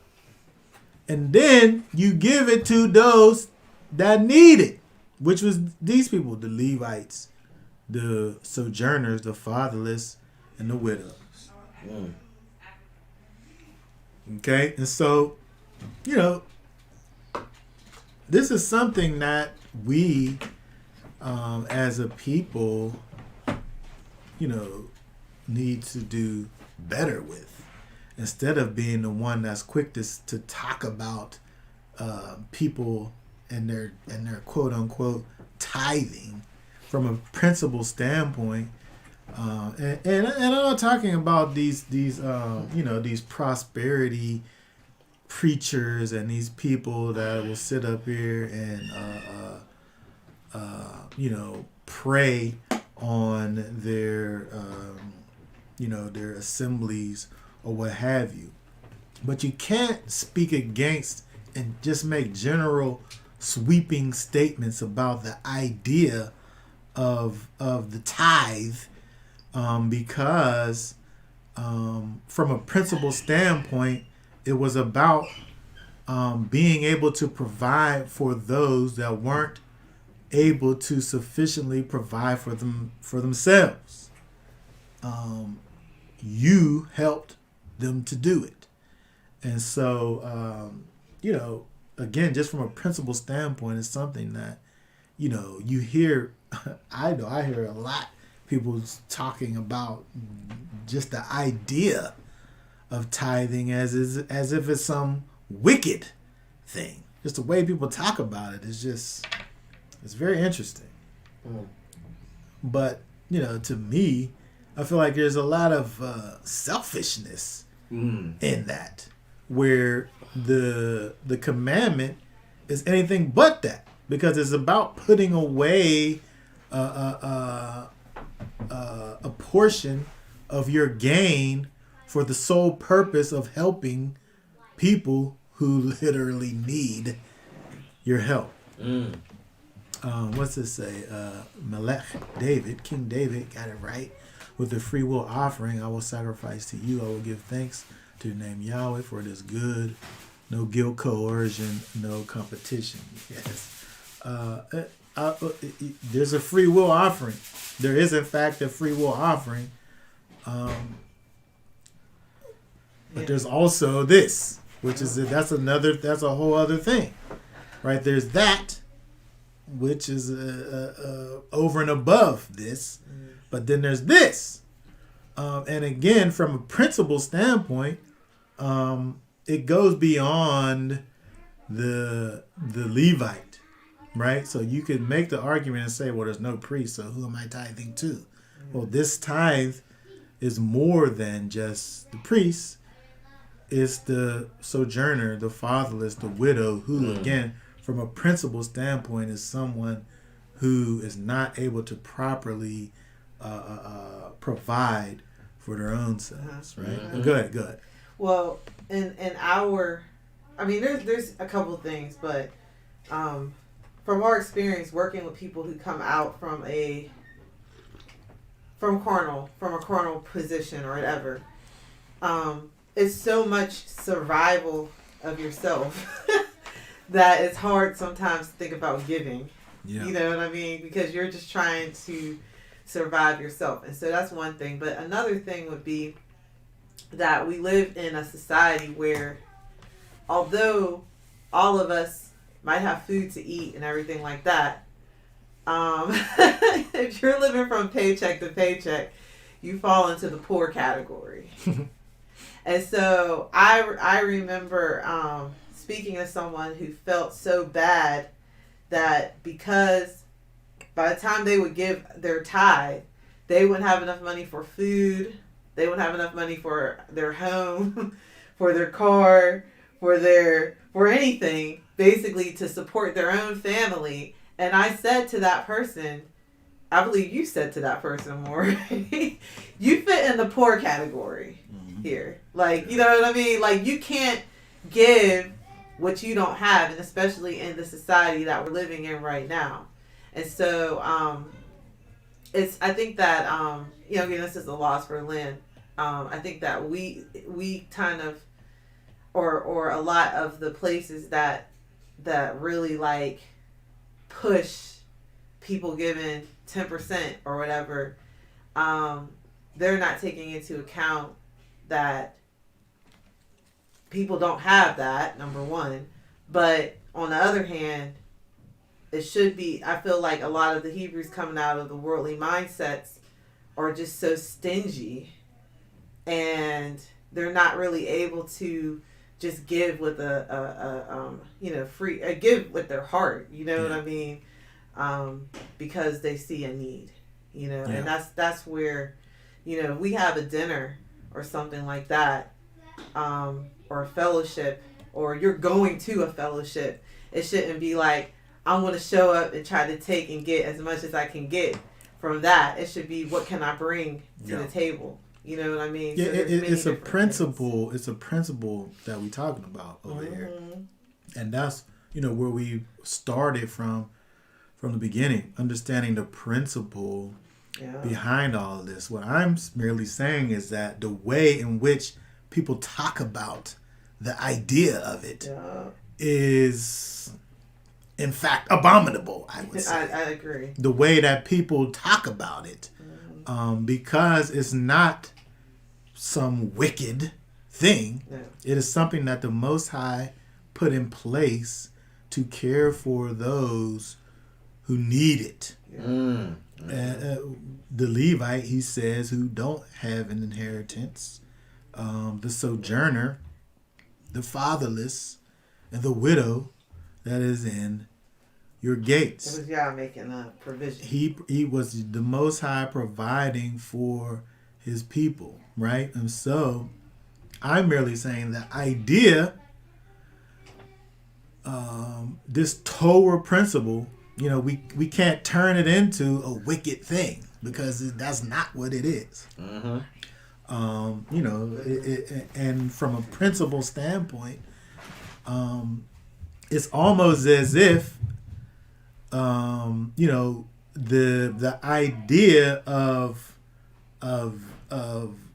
giving is something that's worked into your life as Israel. Mm-hmm. It is, in fact, an obligation. It is, in fact, an obligation that he's given for, and again, we have to think about it from a principle standpoint that you're working into your increase. If I'm taking the thing that the Most High has given to me, there's a percentage of that increase that I'm going to put aside and say I'm going to use this to give back. Yes. So does that so, mean after remember we used to talk about this and we used saying, to have conversations about this often. I'm saying that 20 years ago. I'm saying that after you pay your bills, your gross what you make, your gross amount that you make, you don't make that. No. That's not what you make. That's not what you see. Even your net, you got lights. Well, gas. no, that's different. Now, what you see is what you actually get, right? Your gross got nothing to do with you, right? Because they take it out, and you never see it. But the part that you get is the part that you're able to work with, and so from that is that's your increase. All of your increase. We don't have our increase is not going to be crops because we're not farmers. We live in a world where our increase is dollars. It's dollars. That's your increase.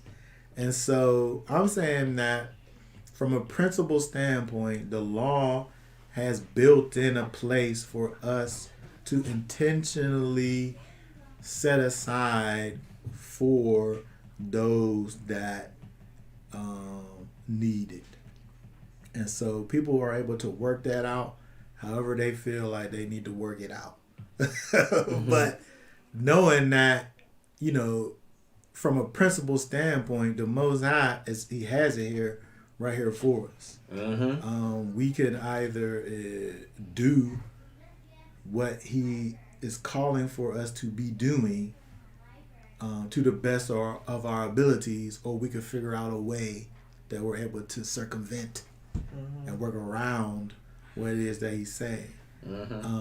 If we're going to look at these law, statutes, and commands and understand them from the spiritual perspective and see the inner dimensions of what he's trying to get for us to understand, we could know that the principle that he's given forth here is caring for the ones who need it. And he's going to double down on it even in the next chapter. Yeah. Right? He doubles down on this idea that we can't only be thinking about our own selves in this struggle, right? We can't only be doing that. We have to also think about those who are worse off than what we are, right? You might not be, operating, and nobody's rich out here, right? We all have our own struggles, right? But he's given these laws, such as commands, to just regular folks, just regular people, right? He's talking to regular folks. He's not talking to some millionaires, right? Just regular people. When they get it, when you had an increase, it didn't matter what it was. You have an increase. there was what you set aside, and then he even goes beyond that. Again, dealing with the people in the land. If you're too far to get it there, Change it out. put it out, put it up, and make it so that change it into money, and then take it where it needs to go to, and turn it back, and have a big party with them, right? Yeah. And so again, we have to think about it's when we come out of what these people have done with the faith, it causes us to think about right things and think about those right things wrongly. Because of the way that we have these people who treat this thing like a business, and they live off of they're riding around in their it's funny how when you think about people who got money, you think about a Cadillac. These people riding around in their Cadillacs, and you catching a jitney. two service. And they pull and your jitney let you off in front of the preacher's parking spot where he got a Cadillac. He got the diamonds on his fingers. And all that, and the fresh suits and all of that. The way in which these people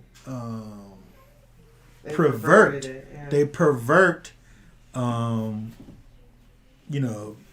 everything about this thing. And it's not just this, there's other things. We take we throw the proverbial baby out with the bathwater, whether it's tithe, whether it's words. The Lord is almost a cuss word to some of these people.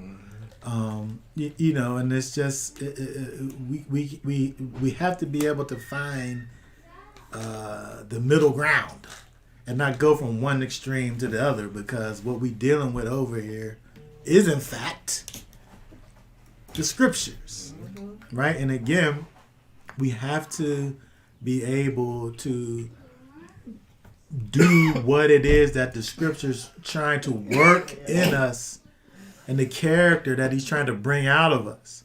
When we think about what the Most High wants to be done over here, he wants for the people to be able to not be selfish and care for more than just your circle, just your inner circle, but to care for the bigger circle, who is in fact the nation, your people, right? And so we have to be able to see these things in these verses. This is what it's given us, right? These comments is cracking me up. These comments is cracking me up. It's funny, the way that we are, but we're able to do better, right? We're able to do better. We're able to actually do the things that the Most High has for us to be doing. If we seek to actually do his will. So let's go over to the next chapter, because again, as I said, he kind of doubles down on this thing over in the next chapter. So start reading over there at verse 1 of chapter 15. It says, at the end of every 7 years, you make a release of debts. And this is the word of the release. Every creditor is to release what he has loaned to his neighbor. He does not require it of his neighbor or his brother, because it is called the release of Yahweh. Of a foreigner, you could require it, but your hand is to release whatever is owed by your brother. Only there should be no poor among you, for Yahweh does greatly bless you in the land which Yahweh Elohim is giving you to possess as an inheritance. Only if you diligently obey the voice of Yahweh your Elohim, to guard to do all these commands which I am commanding you today. For Yahweh your Elohim shall bless you as he promised you, and you shall lend to many nations, but you shall not borrow. And you shall rule over many nations, but they do not rule over you. Okay, very good. Let's stop right there. Because we see over here a distinction that's made between, dealing with how we deal with one another, first of all. Because when we think about this idea of these 7 years of release of the debts, right? This is what goes on inside of the nation, right?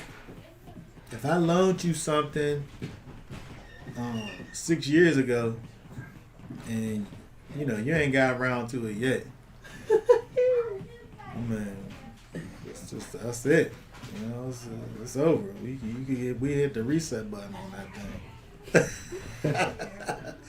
thing. But there's a year of release, right? I can't sit up here and hold that thing over top of you forever, my brother, my neighbor, right? It said he does not require it of his neighbor or his brother, because it's called the release of Yahweh. Built in. Built in the Torah is room for us not to be in debt to each other perpetually. Because what happens when somebody sits up there? What happens when you owe me something over a long period of time? That becomes the only thing we talk about. I mean, it could. I see you got this new stuff over here, but you ain't got my money.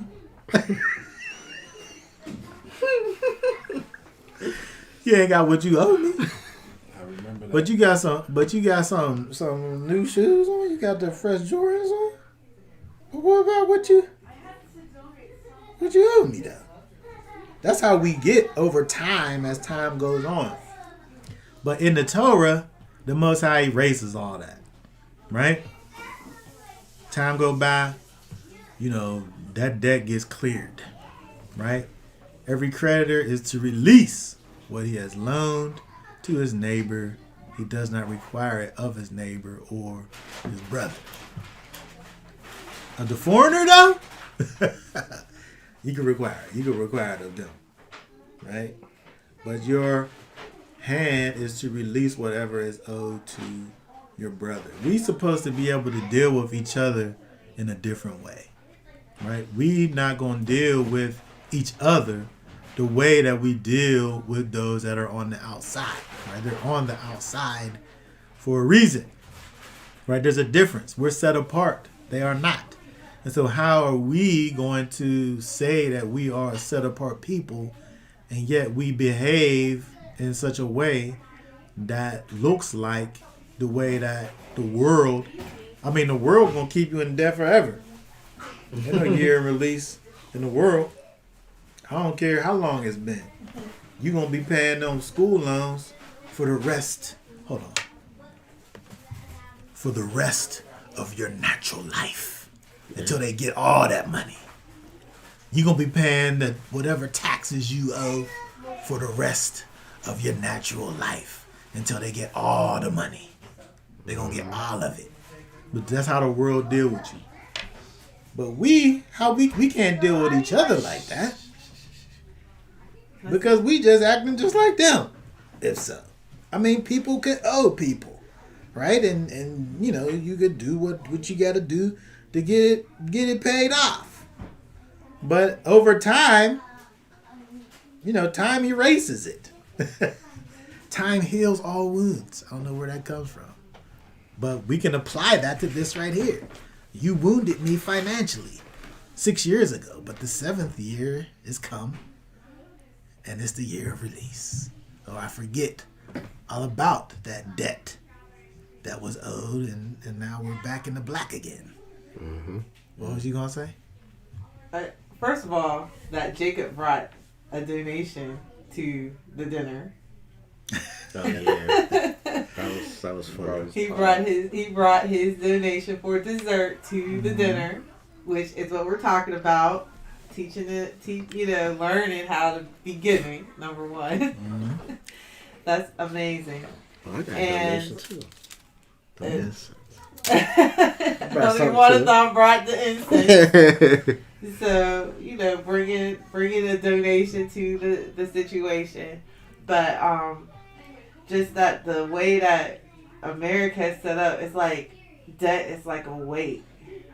And if you pay, and the interest is so high that it makes the weight just, and then they take their interest up front, the banks. Mm-hmm. Yeah.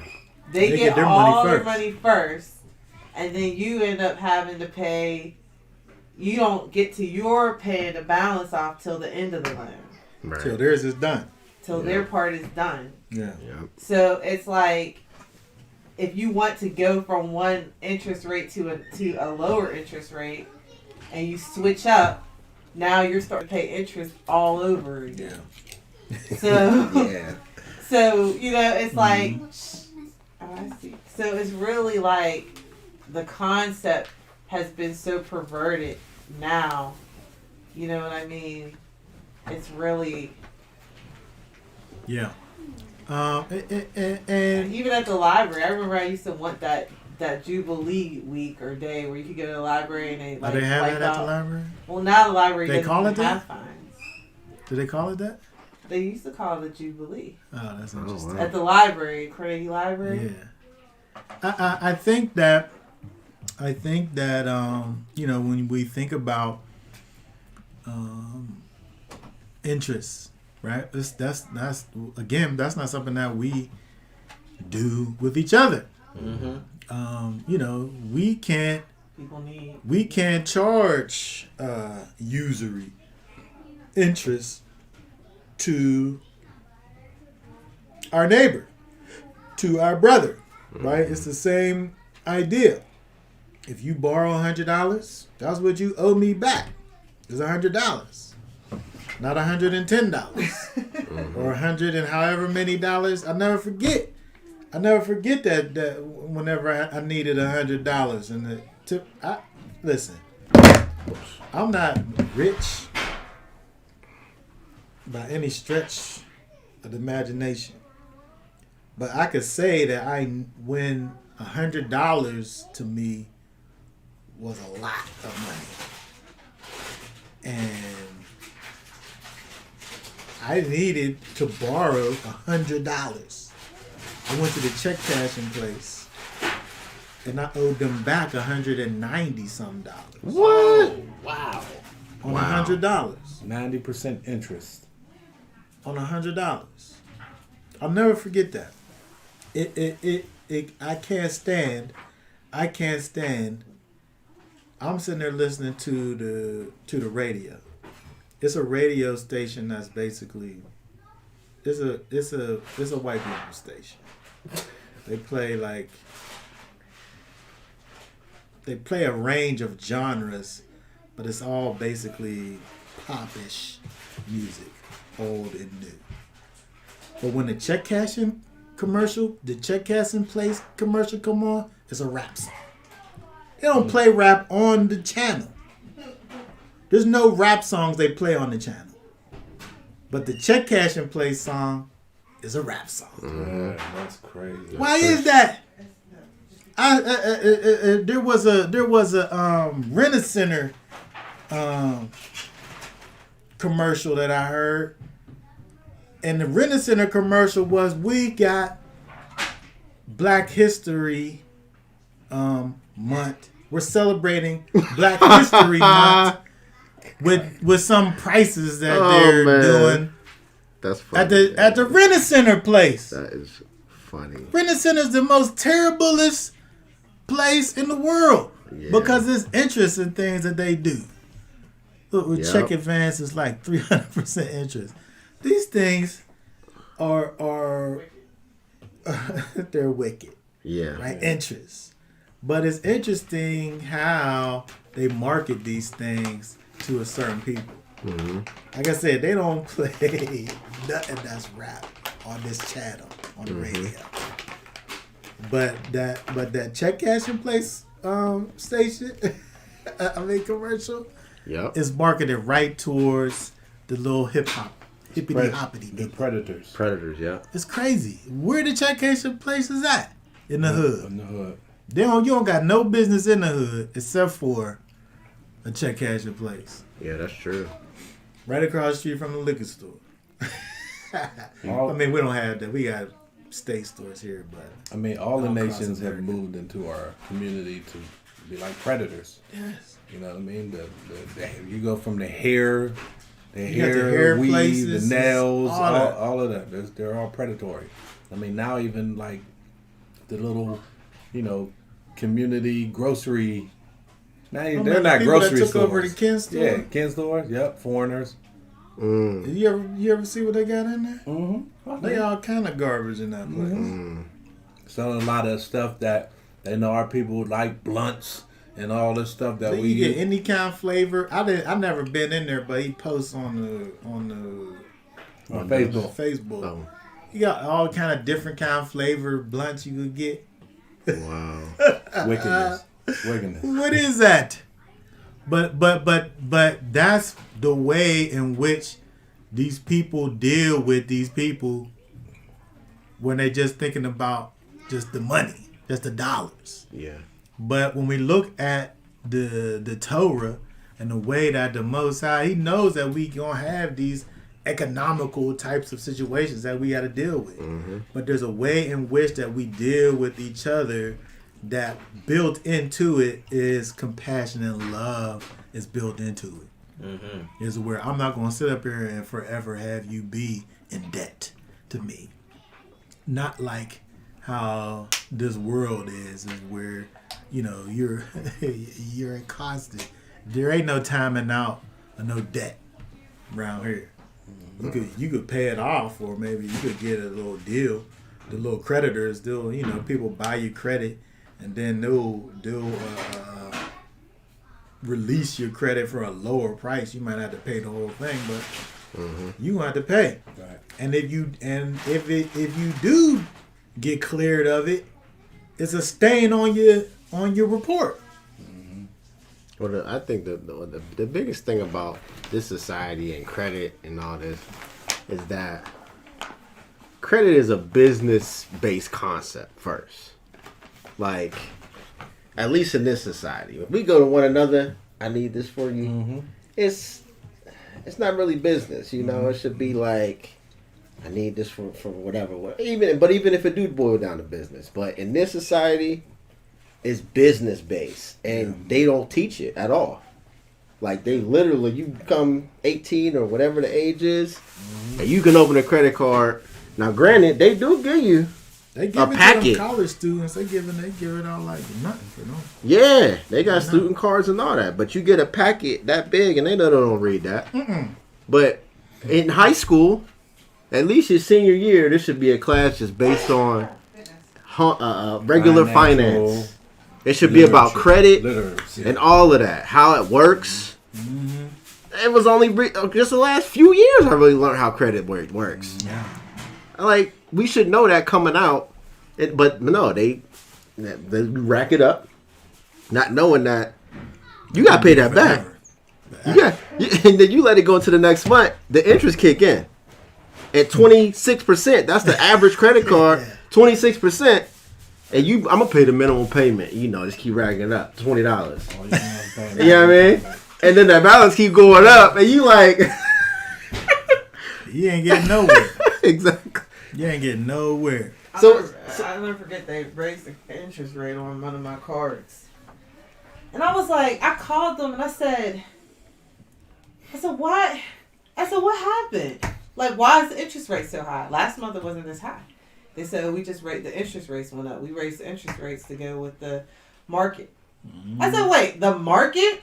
I said, I've been paying this bill on time. Like, what do you mean you could just raise the interest rate on me at will? That's what was in that big packet they gave you to sign.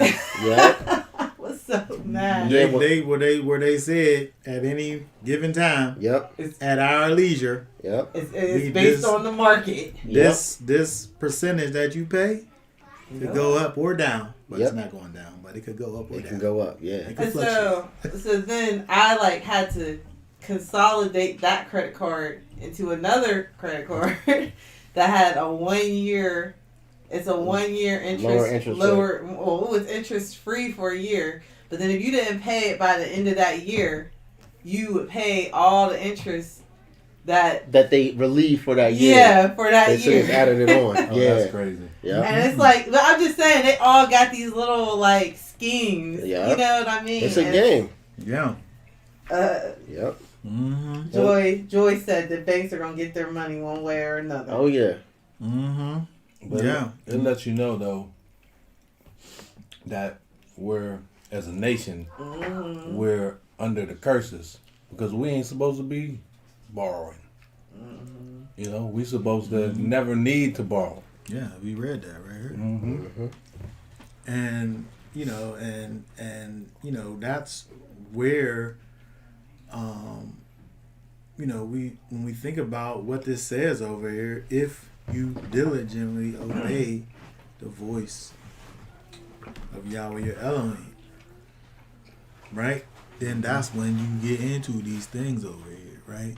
When you get to the place where you're operating in the wisdom of the Most High, and you're able to, you know, live in a functional way, right? When you're able to be the lender and not the borrower, right? And another thing, when you think about, again, we kind of touched on it before, when you think about the, you know, the whole thing with tithing and all of that, you know, a lot of people, you know, you're not in the category that you thought you was.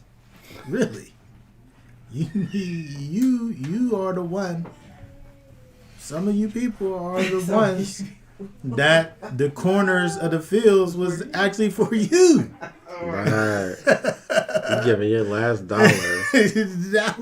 You the one that's supposed to be the taker, not the giver. Yeah. Yeah. Unfortunately. The church supposed to be distributing to those who don't got.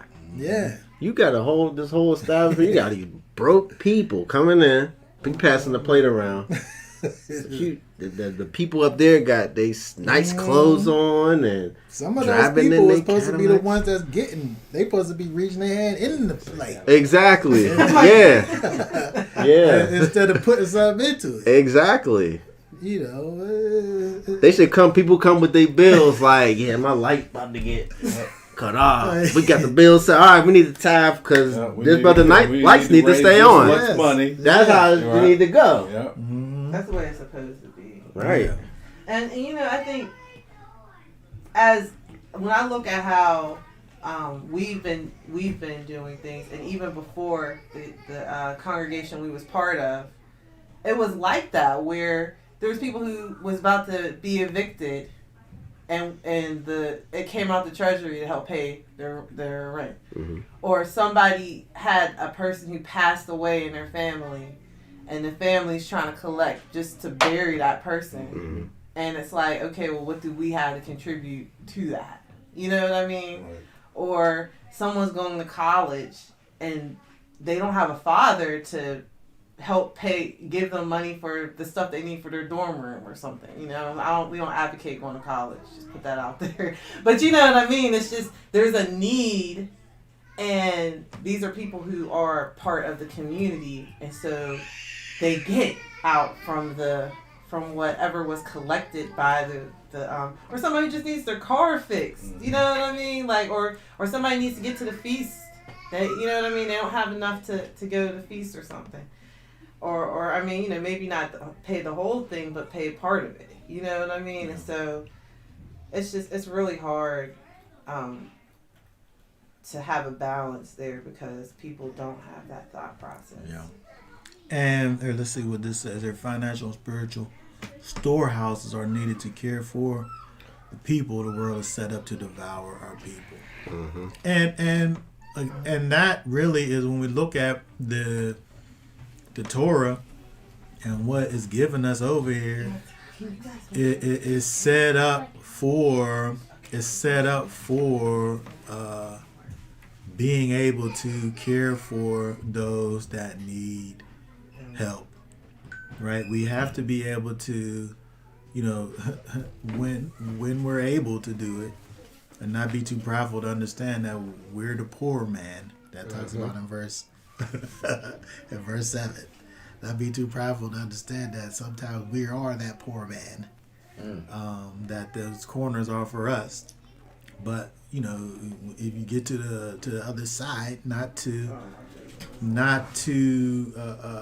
forget that the Most High has set up in His law, statutes, and commands for us to be able to be there as a help for those that need it. Okay, let's read verse 7 and 8 as we're speaking about it here. For there is a poor man with you, one of your brothers, within any of the gates in your land, which Yahweh Elohim has given you. Do not harden your heart, nor shut your hand from your poor brother, for you shall surely open your hand to him, and certainly lend him enough for his need, whatever he needs. Right. Yeah, and so, you know, again, this is what the Most High is calling for His people. Now, again, the context is one of your brothers within the gates in your land, right? This is not just a random person that is talking about right here. Right. This verse right here is not the guy that's just sitting on the corner shaking the cup. Right. This is somebody that is talking about right here in this verse here, one of your brothers within your gate in the land. I mean, the argument could be made to, you know, as just a, you know, giving in general to, you know, the person on the corner shaking the cup. But I'm saying that this verse over here is within the confines of the nation, within the confines of Israel, your brother, your neighbor. Who is your neighbor? Right? That person, it says, don't harden your heart nor shed your hand from them, your poor brother.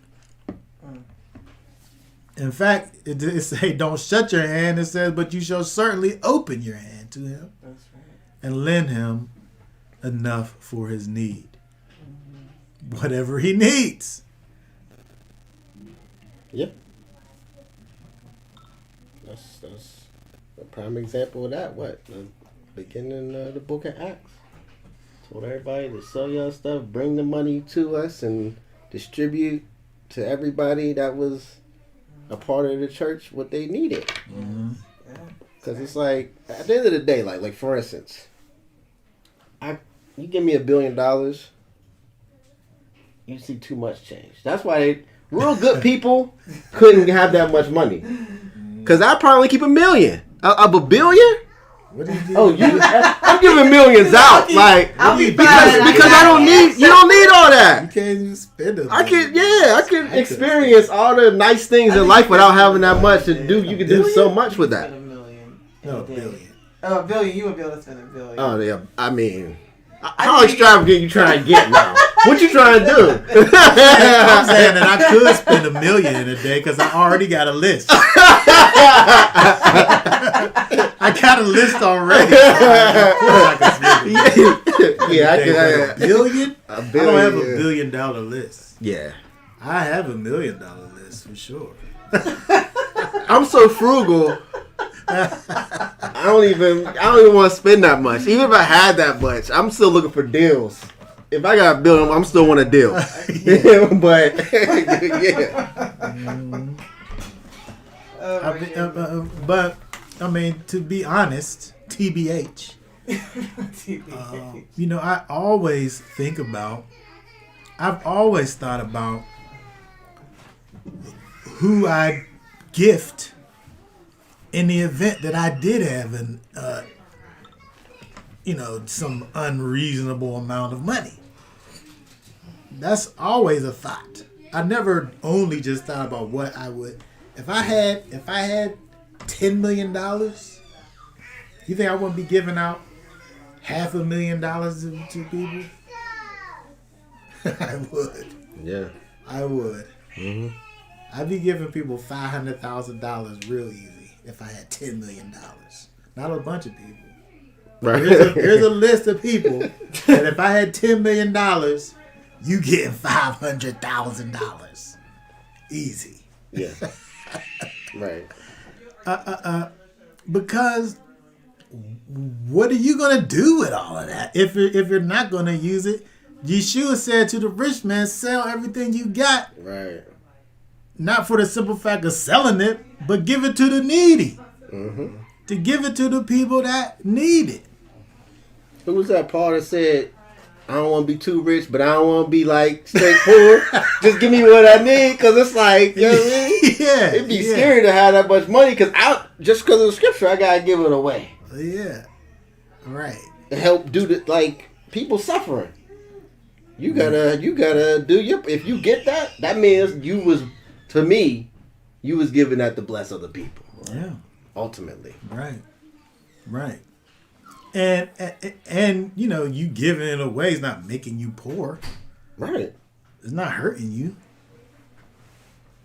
You know, you don't feel that if you got I mean, think if you got $100, $10 is not a lot out of $100. And you know, you can just keep on doing that. It's the same principle. Right. Yeah, that's true. You know what I mean? Yeah. If I got $1, 1 penny out of it is not, or 10 cents out of it is, Right. it's a small part. I could still get like a bunch of penny candy, like, on my $1. If I'm just giving 10 cents of it away, like, Yeah. And so, you know, again, we look at these laws. The Most High, in His laws, cares for. Again, if we're just going to look at the principles of the law, He's caring for those that need help, right? If there is a poor man with you, don't harden your heart nor close your hand to him, but freely open your hand. All right, let's keep on going. I know what I wanted to look at over here. If we go to Matthew 26, see what Yeshua says over here. What do it say at verse 11? If I can find it. There it goes. For you always have the poor with you, and me do you not have always. Okay, so he's giving you, talking about the fact that he's not always going to be there, but something that's always going to be there. This is always going to be poor with you. It's always going to be, the poor is always going to be there, right? And so, you know, you might not always be in that category, but somebody is, and we have to be able to, you know, to help those that can't help themselves, right? You have to be there for those.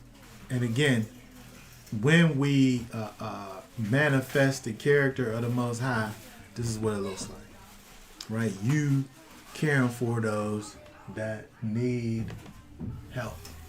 Right? If we look at here, this is 25. Start reading at verse 31. It says, and when the Son of Adam comes in his esteem, and all the set apart messengers with him, then he shall sit on the throne of his esteem. Keep going. And all the nations. Oh yeah, my fault. Just read down. Okay. And all the nations shall be gathered before him, and he shall separate them one from another, as a shepherd separates his sheep from the goats. And he shall set the sheep on his right hand, but the goats on the left. Then the sovereign shall say to those on his right hand, Come, you are blessed of my Father. Inherit the reign prepared for you from the foundation of the world. For I was hungry, and you gave me food, and I was thirsty, and you gave me drink. I was a stranger, and you took me in. I was naked, and you clothed me. I was sick, and you visited me. I was in prison, and you came to me. Then the righteous shall answer him, saying, Master, when did we see you hungry and we fed you, or thirsty and gave you drink? And when did we see you a stranger and took you in, or naked and clothed you? And when did we see you sick or in prison, or we came to you, and we came to you? And the sovereign shall answer and say to them, Truly, I say to you, in so far as you did it to one of the least of my brothers, you did it to me. He shall then also say to those on the left hand, Go away from me, accursed ones, into the everlasting fire prepared for the devil and his messengers. For I was hungry, and you gave me no food. I was thirsty, and you gave me no drink. I was a stranger, and you did not take me in. Was naked, and you did not clothe me. Sick and in prison, and you did not visit me. Then shall they also shall answer him, saying, Master, when did we see you hungry, or thirsty, or a stranger, or naked, or sick, or in prison, and did not serve you?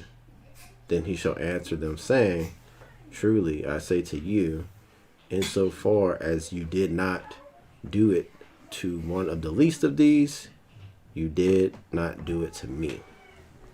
And these shall go away into everlasting punishment, but the righteous into everlasting life. Okay, very good. So we look over there at this, and we see he takes the sheep and he takes the goats, both clean animals. Not like he's saying you had the sheep on one hand and the pigs on the left. You got the sheep on one hand and the goats on the other hand. Sheep's on the right, goats on the left. And the goats, the ones that was on the right, he said, well, first of all, where's that verse that he says?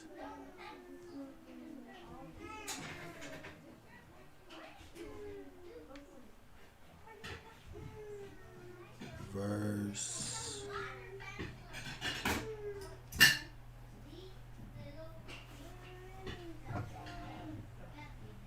40.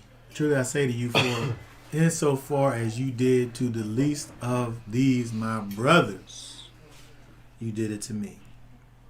And so again, Yeshua not sitting up here saying something that we don't already see over in the Torah, right? There's people who you were supposed to have been looking out for that you didn't. And you had the opportunity to, and you didn't. And there's judgment for those ones, right? And so again, this is not just random folks, right? It's interesting that you know these words are being used over here. The ones that was the goats who are getting this judgment, he said, insofar as you did to one of the least of these my brothers, you did it to me. And we know that when Yeshua talks about, you know, he asks a question, who is your brother, who is your mother, talking about those that, you know, are in the faith, those that follow him, right? Those are your brothers. And so when Yeshua over here is merely talking about what we see over in Deuteronomy chapter 15, in terms of us, the people of the Most High, giving to our neighbor, our brothers in need, when we have the opportunity to do so, right? Because again, if you don't have the opportunity to do so, you're actually on the other side. Right? Yeah. You're the one that somebody need to be given to you. But when you have the ability, the opportunity, the capabilities to give to those that need it, to help those that are and visit those that are sick or in prison, or clothe those that need clothed, or provide food and drink for those that are thirsty, and you don't do it,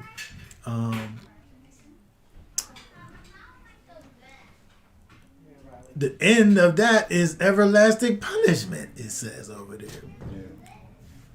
But when we think about what that actually is again, someone's inability to manifest the character of the Most High. Right. Which that's what the Ruach in you does. It causes you to walk out the character of the Most High.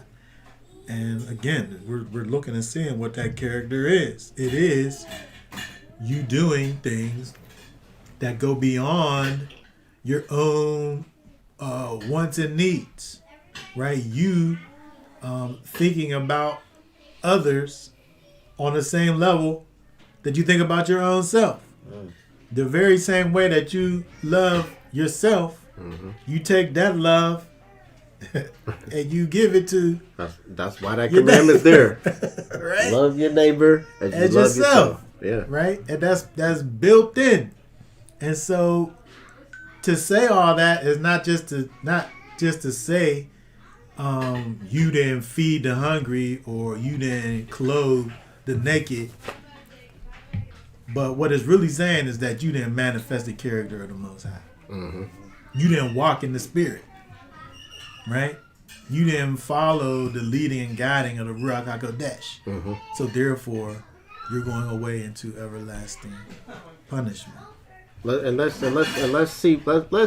break down. Let's delve into why you would be punished for this. Because the most important thing on this planet Earth is a person who's walking in the Spirit of the Most High. Yeah. There's nothing greater on the earth that the Most High put here is somebody walking in His Spirit.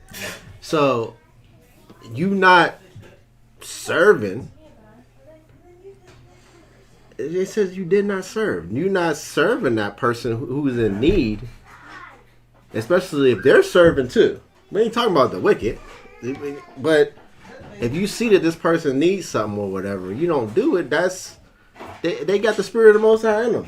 So you withdrawing from really the Most High. Like if you're gonna let that person die and perish or suffer, that's and you had that ability. Yeah. That's why you gotta suffer. Right. Because you wouldn't have what that look like in the kingdom. Now we know in the kingdom it's gonna be glorious and all that stuff, but what would make a person worthy that wouldn't be able to sacrifice or because material things could be replaced. A person can't be replaced. The most I could do it, but outside of that, once you out of here, I don't know if I'm ever see you again. Outside, or at least in this realm, Yeah. I'm glad though, real quick. I'm glad that you specifically said that your brother who is serving, who's a child of the Most High, who is walking in that, because oftentimes we see people who are in need, but they're in need of feeding their wicked ways. You know what I mean? Like, I see people on the street corner asking for money.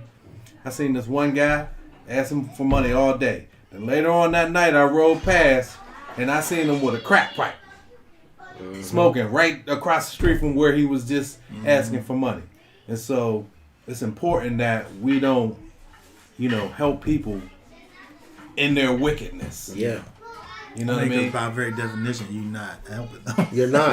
Right, yeah. That took me a while to do, because I would go past the homeless and be like, look, if I got extra change or a couple $, I want to give it, because it's like I wouldn't want to be in that situation. But then again, you roll up and they smell like alcohol, and it's like I'm not really helping this person. Or they say they got food that they write on the sign. You know, I'm hungry. You give them some food, and they still standing there after you give them some food, asking for some more, asking for some money. They don't want the food. Yeah. They want the money. Yeah, people really turned it into a hustle thing. Yeah. But to what you were saying in terms of, you know, the severity. Why is it this thing that is, you know, why we dealing with everlasting punishment behind this? And, you know, if we look at this verse 9 here. Want to read it? Yeah. Read this one. Oh, the King James. Okay. Beware that there be not a thought in thy wicked heart, saying, the 7th year, the year of release, is at hand, and thine eye be evil against thy poor brother, and thou givest him not, and he cry unto the Most High against thee, and it be a sin unto thee. Yeah, and so when you look at this verse over here, in verse 9, beware lest there be a base thought in your heart. We looked at this word last week, a worthless thought in your heart, a wicked, worthless thought in your heart. But the thought is not putting the well-being of this person first. Right, and so when he calls that a wicked thought, for us to hold back our hand from our brother that needs it, or in the year, or in that 7th year of release, and you feel like, well, I can't give it to him, I can't loan this person this thing now because next year is the year of release, and I ain't never gonna get my money back. He calls that a wicked thought. Yeah. Right? He says, take that wicked thought out of your heart. Right? Beware lest there be a wicked thought in your heart. When you think about the idea of the severity that Yeshua puts on this whole thing with helping those that need it, the simplest thing I could think about is that if I made this cup here for a purpose, once a hole gets in this cup, it's worthless. I can't use it for the thing that it was created for. And so now it's good for nothing but destruction, because there's a cup with a hole in it. I went to the bank the other day. I saw in the dumpster this big, huge garbage can. One of those big, like the Tupperware garbage cans. It's like, oh, you could always use a big garbage can for things. But at the bottom of the garbage can, I found out while I was in the dumpster, it was totally cracked at the bottom. Right? It's good for nothing. You can't put nothing in it. And so once a thing... Did you try to take a garbage can? The thought was in my mind. That garbage can was this close from being in the back of that van. What are we really talking this about close. right now? until I saw that its purpose could never be achieved. Yeah. And I saw that it deserved to be in the garbage and headed for utter destruction and eternal destruction. It was in its rightful place. It was in its rightful place. So this is our purpose. Our purpose is to serve other people and to be able to be there for one another. Yeah. And once we get to the place where we aren't working in our purpose, we're useless.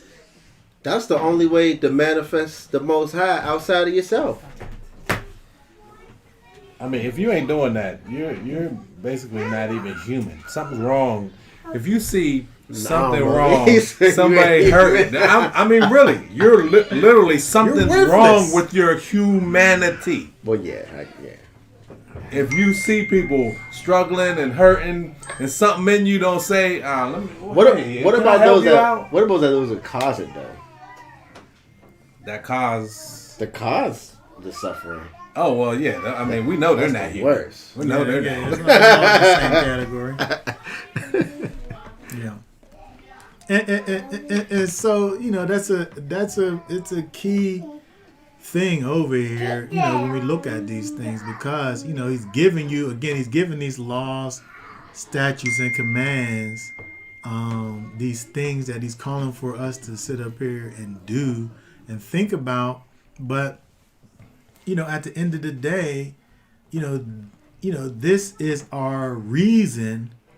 This is our reason for being, right? This is the reason why we've been put on this earth, so that we're able to, as Yeshua talks about in this the so-called Lord's Prayer, right, is to manifest heaven on earth.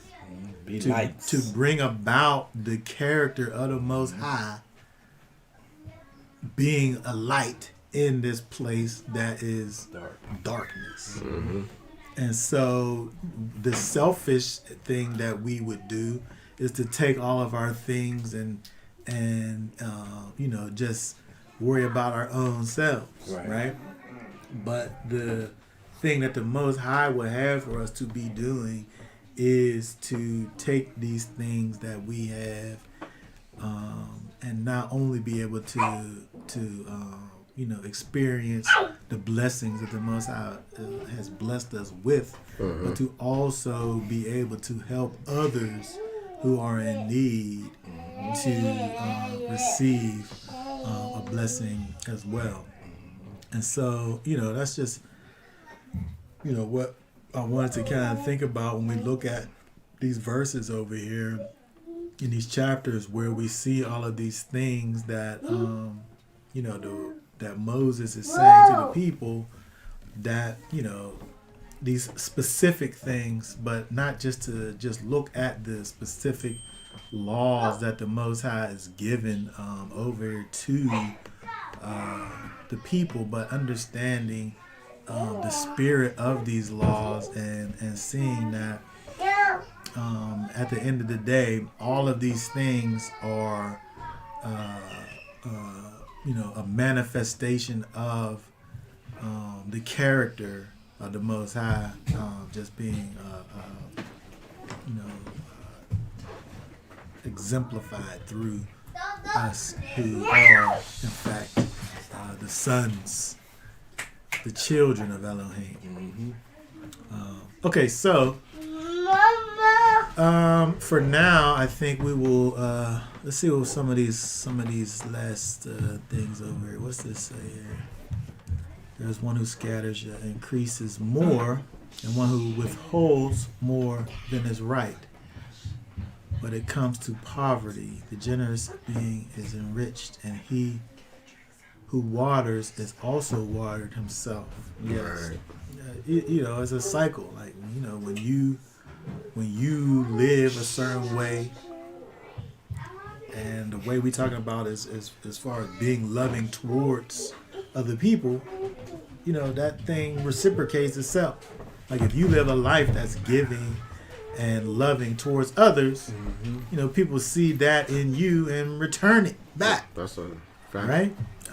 If you somebody who got water, but you don't give the water, then I see that you don't give water. You don't need water because you got it. It's right over there. Yeah, you just a taker. Just. Yeah. That's what it is. What's this say? Sirach 12:4-5. Give to the godly man, not the ungodly, lest he master over you. Yeah.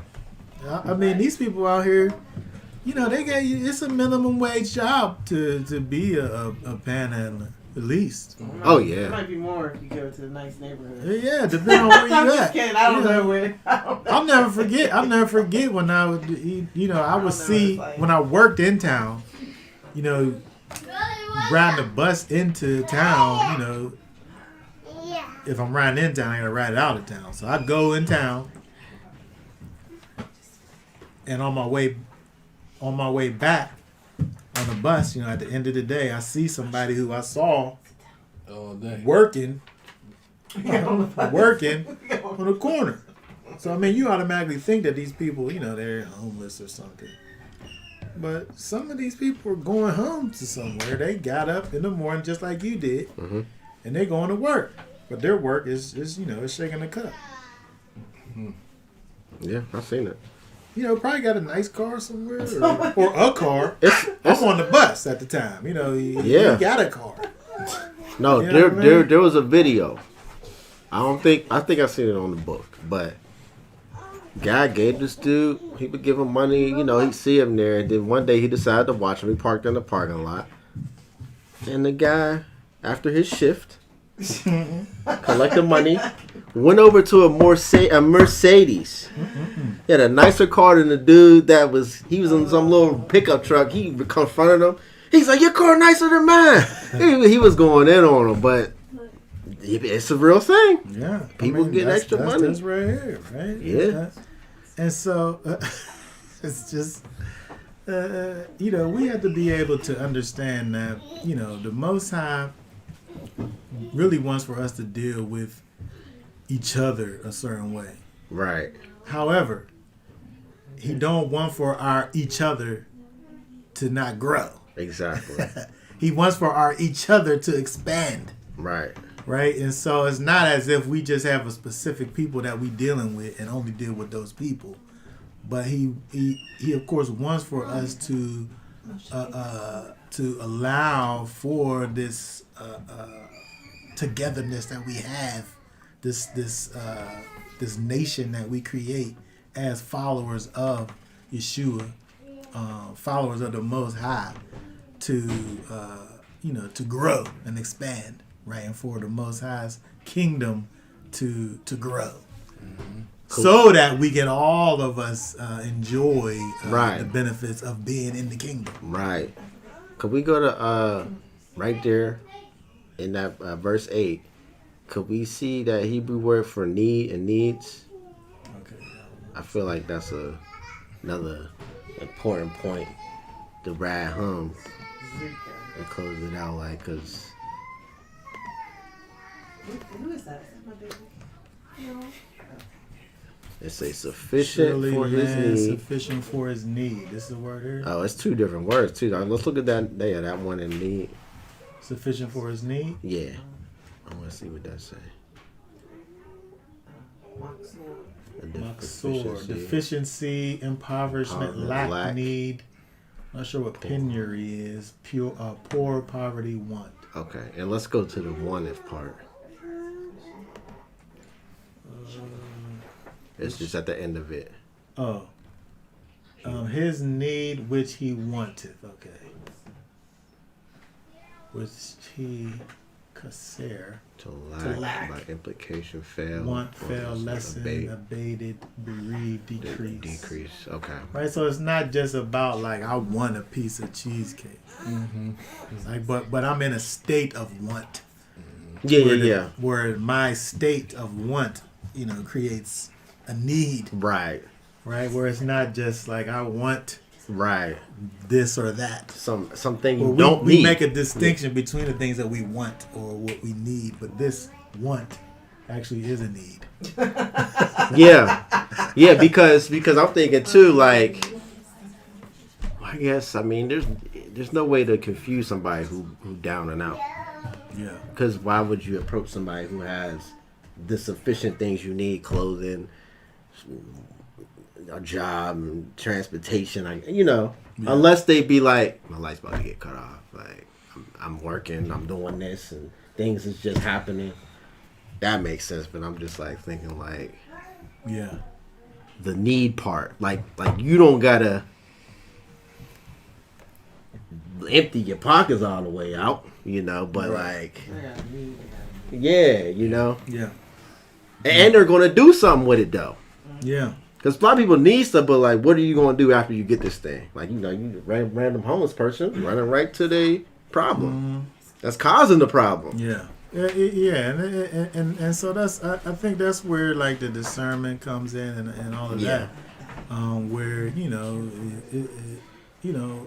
your giving could be to a charity or something that what they have a particular cause that you agree with, that when you give to this individual, they gonna take care of this problem, as opposed to like we so commonly do, see people shaking the cup and you put something in it and they going straight over to the liquor store, straight over to get a piece of whatever they getting.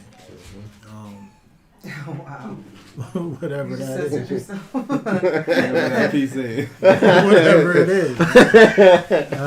Okay, what's it say? I don't know if the poor homeless is ungodly, but I do know my brethren that keeps fellowship with me may possibly be ungodly. Maybe when dealing with the poor homeless, you can be helping an angel. I mean, I guess you could be helping an angel. You could be helping a demon at the same time. Yeah. That's a tough call. We gotta have discernment, like you said. Yeah, you gotta have discernment. discernment. It's not saying that this.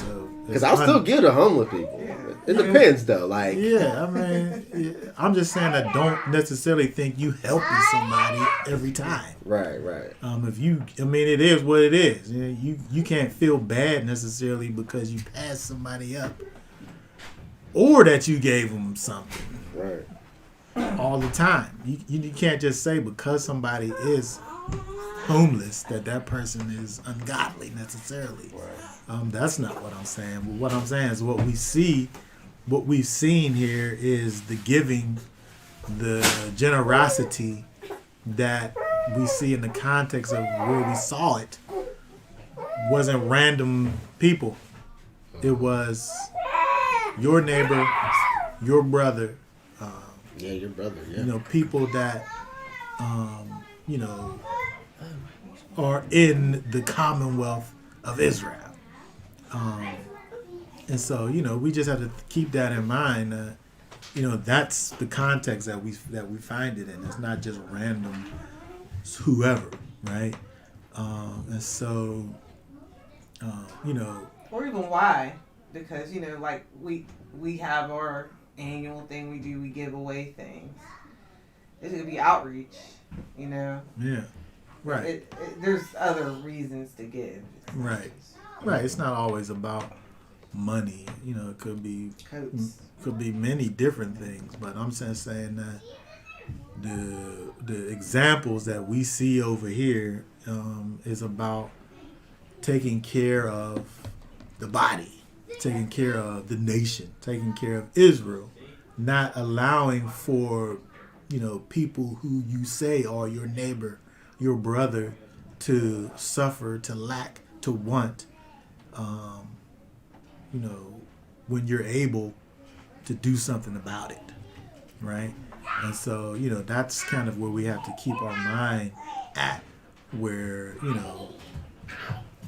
when we think about what these verses that we looked at is trying to tell us, again, it's about us being able to manifest the character of the Most High.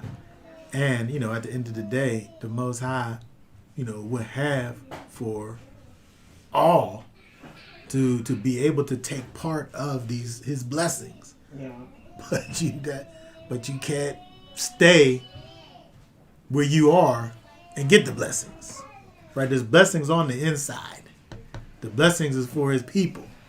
And so he would have for those to become part of the fold so that they can partake in the blessings. Mm-hmm. Right? It's not about giving blessings to those that are, out here doing whatever. Because otherwise they would be blessed. Yeah. Yeah. Yeah. Because you down and out because whatever judgment fell upon you See, it's and, just something ain't and right. it's something you're Yeah. missing. Yeah. And to be able to give, that means you already blessed. Yeah. Mm. Yeah. I mean, there's scriptures that talks about they ain't never seen the righteous begging for bread. I You mean, know what I mean? it does say that in the Bible. but you know. Yeah. Who was starving that you read about? Like Yeah. that was doing the Yeah. keeping the word. I mean, they was persecuted, but they was eating though. They was always able to get something to eat. I don't want this person here to think that, you know, it's about poor and rich, right? The point is that we have to think about is who these verses that we were looking at is pertaining to. It's not random individuals, right? We got to know that. It's not just random people. Yeah. In Deuteronomy, it's you're talking about people in the land. Yeah. Your brother who needs Your brother. a helping hand Right. that you make provisions for, right? It's just not random people. We live in a world where we interact with people that are just random people. Strangers. Right. Yeah, real. And those ain't Real stra- strangers. We didn't see those them not ever those all aren't day, strangers like, that are in our land necessarily. Right. And I don't It's think just that, somebody that you If strolling somebody by. is in our land, we know who they are. Right. Right. And so a stranger in my land, I don't have a land, but a stranger in my land I know that. is somebody who I'm dealing with. If I have a place and he's somebody who don't live here, but he's here for some reason, I I'm guess. going to take care of him. I guess today terms would be like people from your community. Like, you know, like Bell Silver back in the day was a community. community, And yeah. you knew that was whose mom and dad and little brother and all of that. Yeah. You knew who what. Right. You knew who had a need. Like, oh yeah, they hurting over there. Right. And the people of the community come Yeah. together and help that person. Yeah. It's not about poor meaning wicked. And it's not about rich meaning righteous. It's not about that. It's first of all understanding that at the end of the day it's about first of all the character of the Most High, but understanding that, you know, we gotta understand this. We gotta understand that the Most High ain't out here blessing the wicked. He don't bless the wicked. Right. We gotta know that. We gotta know that there's a reward for walking in righteousness. And he's a rewarder of those that diligently seek him. Right. The Most High is. And you know, we gotta keep these things in mind. Not to attach rich and righteous and poor and wicked. Those things aren't attached. Right. But as someone who's supposed to be walking in the character of the Most High, it's better for me to try to lift you up spiritually Exactly. than put some change in your cup. Right. That's going to benefit you more. That's Yeah. going yeah. And you know how the scripture says treat people the way you want to be treated, right? I wouldn't want nobody in my right mind. I wouldn't want nobody to treat me to a bag of heroin. No. Like, I don't want that. I don't want heroin. Yeah. So I'm sure if that person who's on drugs or whatever, I'm sure if they was in their right mind, they wouldn't want you to give them the money Yeah, to but do the they're things not. that's going to But they're destroy not. them. Yeah. Right. And there's a lot of sickness and all of that in that community that, we got to really pray for these people. Yeah. And, think about things from a different way. But okay, but we could talk about these things on and on and on. We're Without gonna go end. ahead. We're gonna go ahead and be done for right now. Y'all willing, we'll be back on next week to continue with our look at the Triennial Torah portion. Thankful for all of the additions to the the conversation today. Always makes the thing go better when we have additions and comments. Make sure all you people in here go ahead and share the video, like the video. If you're not a subscriber, hit that subscriber button, hit that notification button so that you could get all of the new videos that we put out. And Tonight is New Year. tonight will be the new moon. Probably gonna go up here and see it. Gonna get a little later. They'll be moving into the first month of the new Year. year, getting ready Year. for all of the spring feasts that are coming forward. Yeah. So to keep that in everybody's minds, moving out of this winter season into the springtime. All right. So that being said, I want to say y'all bless everyone and Shabbat Shalom. Shabbat shalom. Shabbat shalom. Shalom. Shabbat Shalom. God bless.